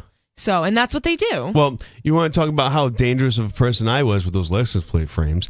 I looked up that police officer on the criminal database in Rhode Island, and apparently when you get divorced, you're in the criminal database, which is pretty cool because I found out where he lived. There's that easy. Yeah, that's believe so it or not. weird. Yeah, like, it's criminal. Any state? It's you become a criminal. No, I don't. Just in Rhode Island, at least. Become a criminal? It's in the To be criminal divorced? database if you get divorced. That's so That is weird. So I found out where he lived because he got divorced. And so I went to his house. I didn't go in his house or on his property, or anything, but I parked across the street and I took pictures of his license plate and his wife's license plate. Did they have license plate covers? covers? Could you believe it? Wow. But not just that, not even that. Okay. Now I'm in trial in court, and the judge. Did you bring those photos? Yeah, but they weren't admissible because they're not on trial. Yeah. Right? But I'm making it's a point. still you're making a point. But it gets even better. You're not as much of a protected class as you think you are. You know what I mean? Yeah, but there was more irrelevant evidence there.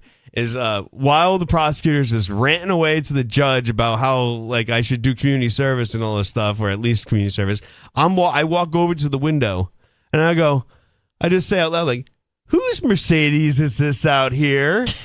Oh, it was parked out there during the trial? It was the judge's car, Whoa. a brand new Mercedes, and this place called Greco, and they put these really big, Rhode thick, Island? yeah, in Johnson, Rhode Island. Oh. And they put these really big, thick license plate frames on their plates. It covers everything. You Wow. can't even read what state you're from with these plate covers.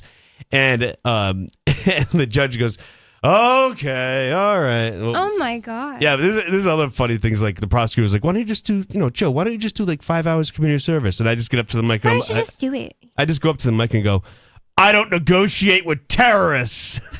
And the judge is like, okay. You know what? This is my last case ever. Dismissed. He dismissed the case. Wow. That's a great story. I love that story. That is a great story. I mean, if people just took these simple things to court, 10% of people, it would really mess them up.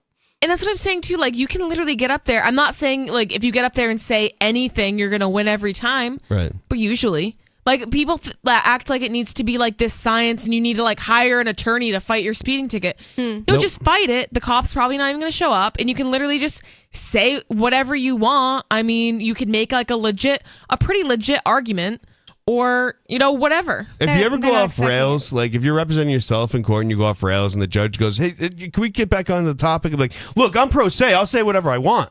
Just say that. Just say, I'm pro se, and I'm going to say whatever I want. So, because they can't stop you at that point. They know that you're not a lawyer. Yeah. So it's pretty funny. Matt fought maybe a driving without a license or something. And essentially, he got it dismissed because, how they redo the charge and they're like, do you understand what you're being accused of, or however the language is? And he just said, no. No, I don't. And then they're like, okay, so they read it again. He's like, no. I don't understand. Sorry, Judge. As many times as you beat me down, I'm still not going to understand it. So then that's the thing. They cannot proceed if you don't understand. And then, I'm not saying this is going to happen every time, but the guy was just like, fine, dismissed, whatever. I'm not dealing with this. Well, basically all there is left of this story. I'm glad this guy got arrested. Screw that guy. He told the cops that were on their way, he said, I'll take care of it myself. And then he started... tackling her. Ew. And I'm glad that guy got arrested. Yeah. It's been Free Talk Live. Talk radio that you control. Thanks for listening. We'll be back tomorrow. Joa and I will be back on tomorrow. And Nikki will be back on Sunday. And it's been great talking about how much cops don't actually do what you think they do tonight. They're here to make victims and make the world a worse place. And all cops are bastards. It's been Free Talk Live. Thanks. Oink, oink.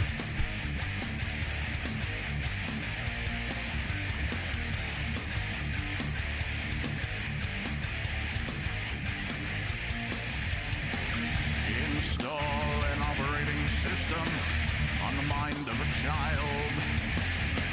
Lock down like a psychic firewall. Deprogram the wild. Wipe out the natural tendencies, mute individual style. Delete the sense of significance, conform single file. Pavlov dogs on the way to the classroom to learn the truth, analyze what you see.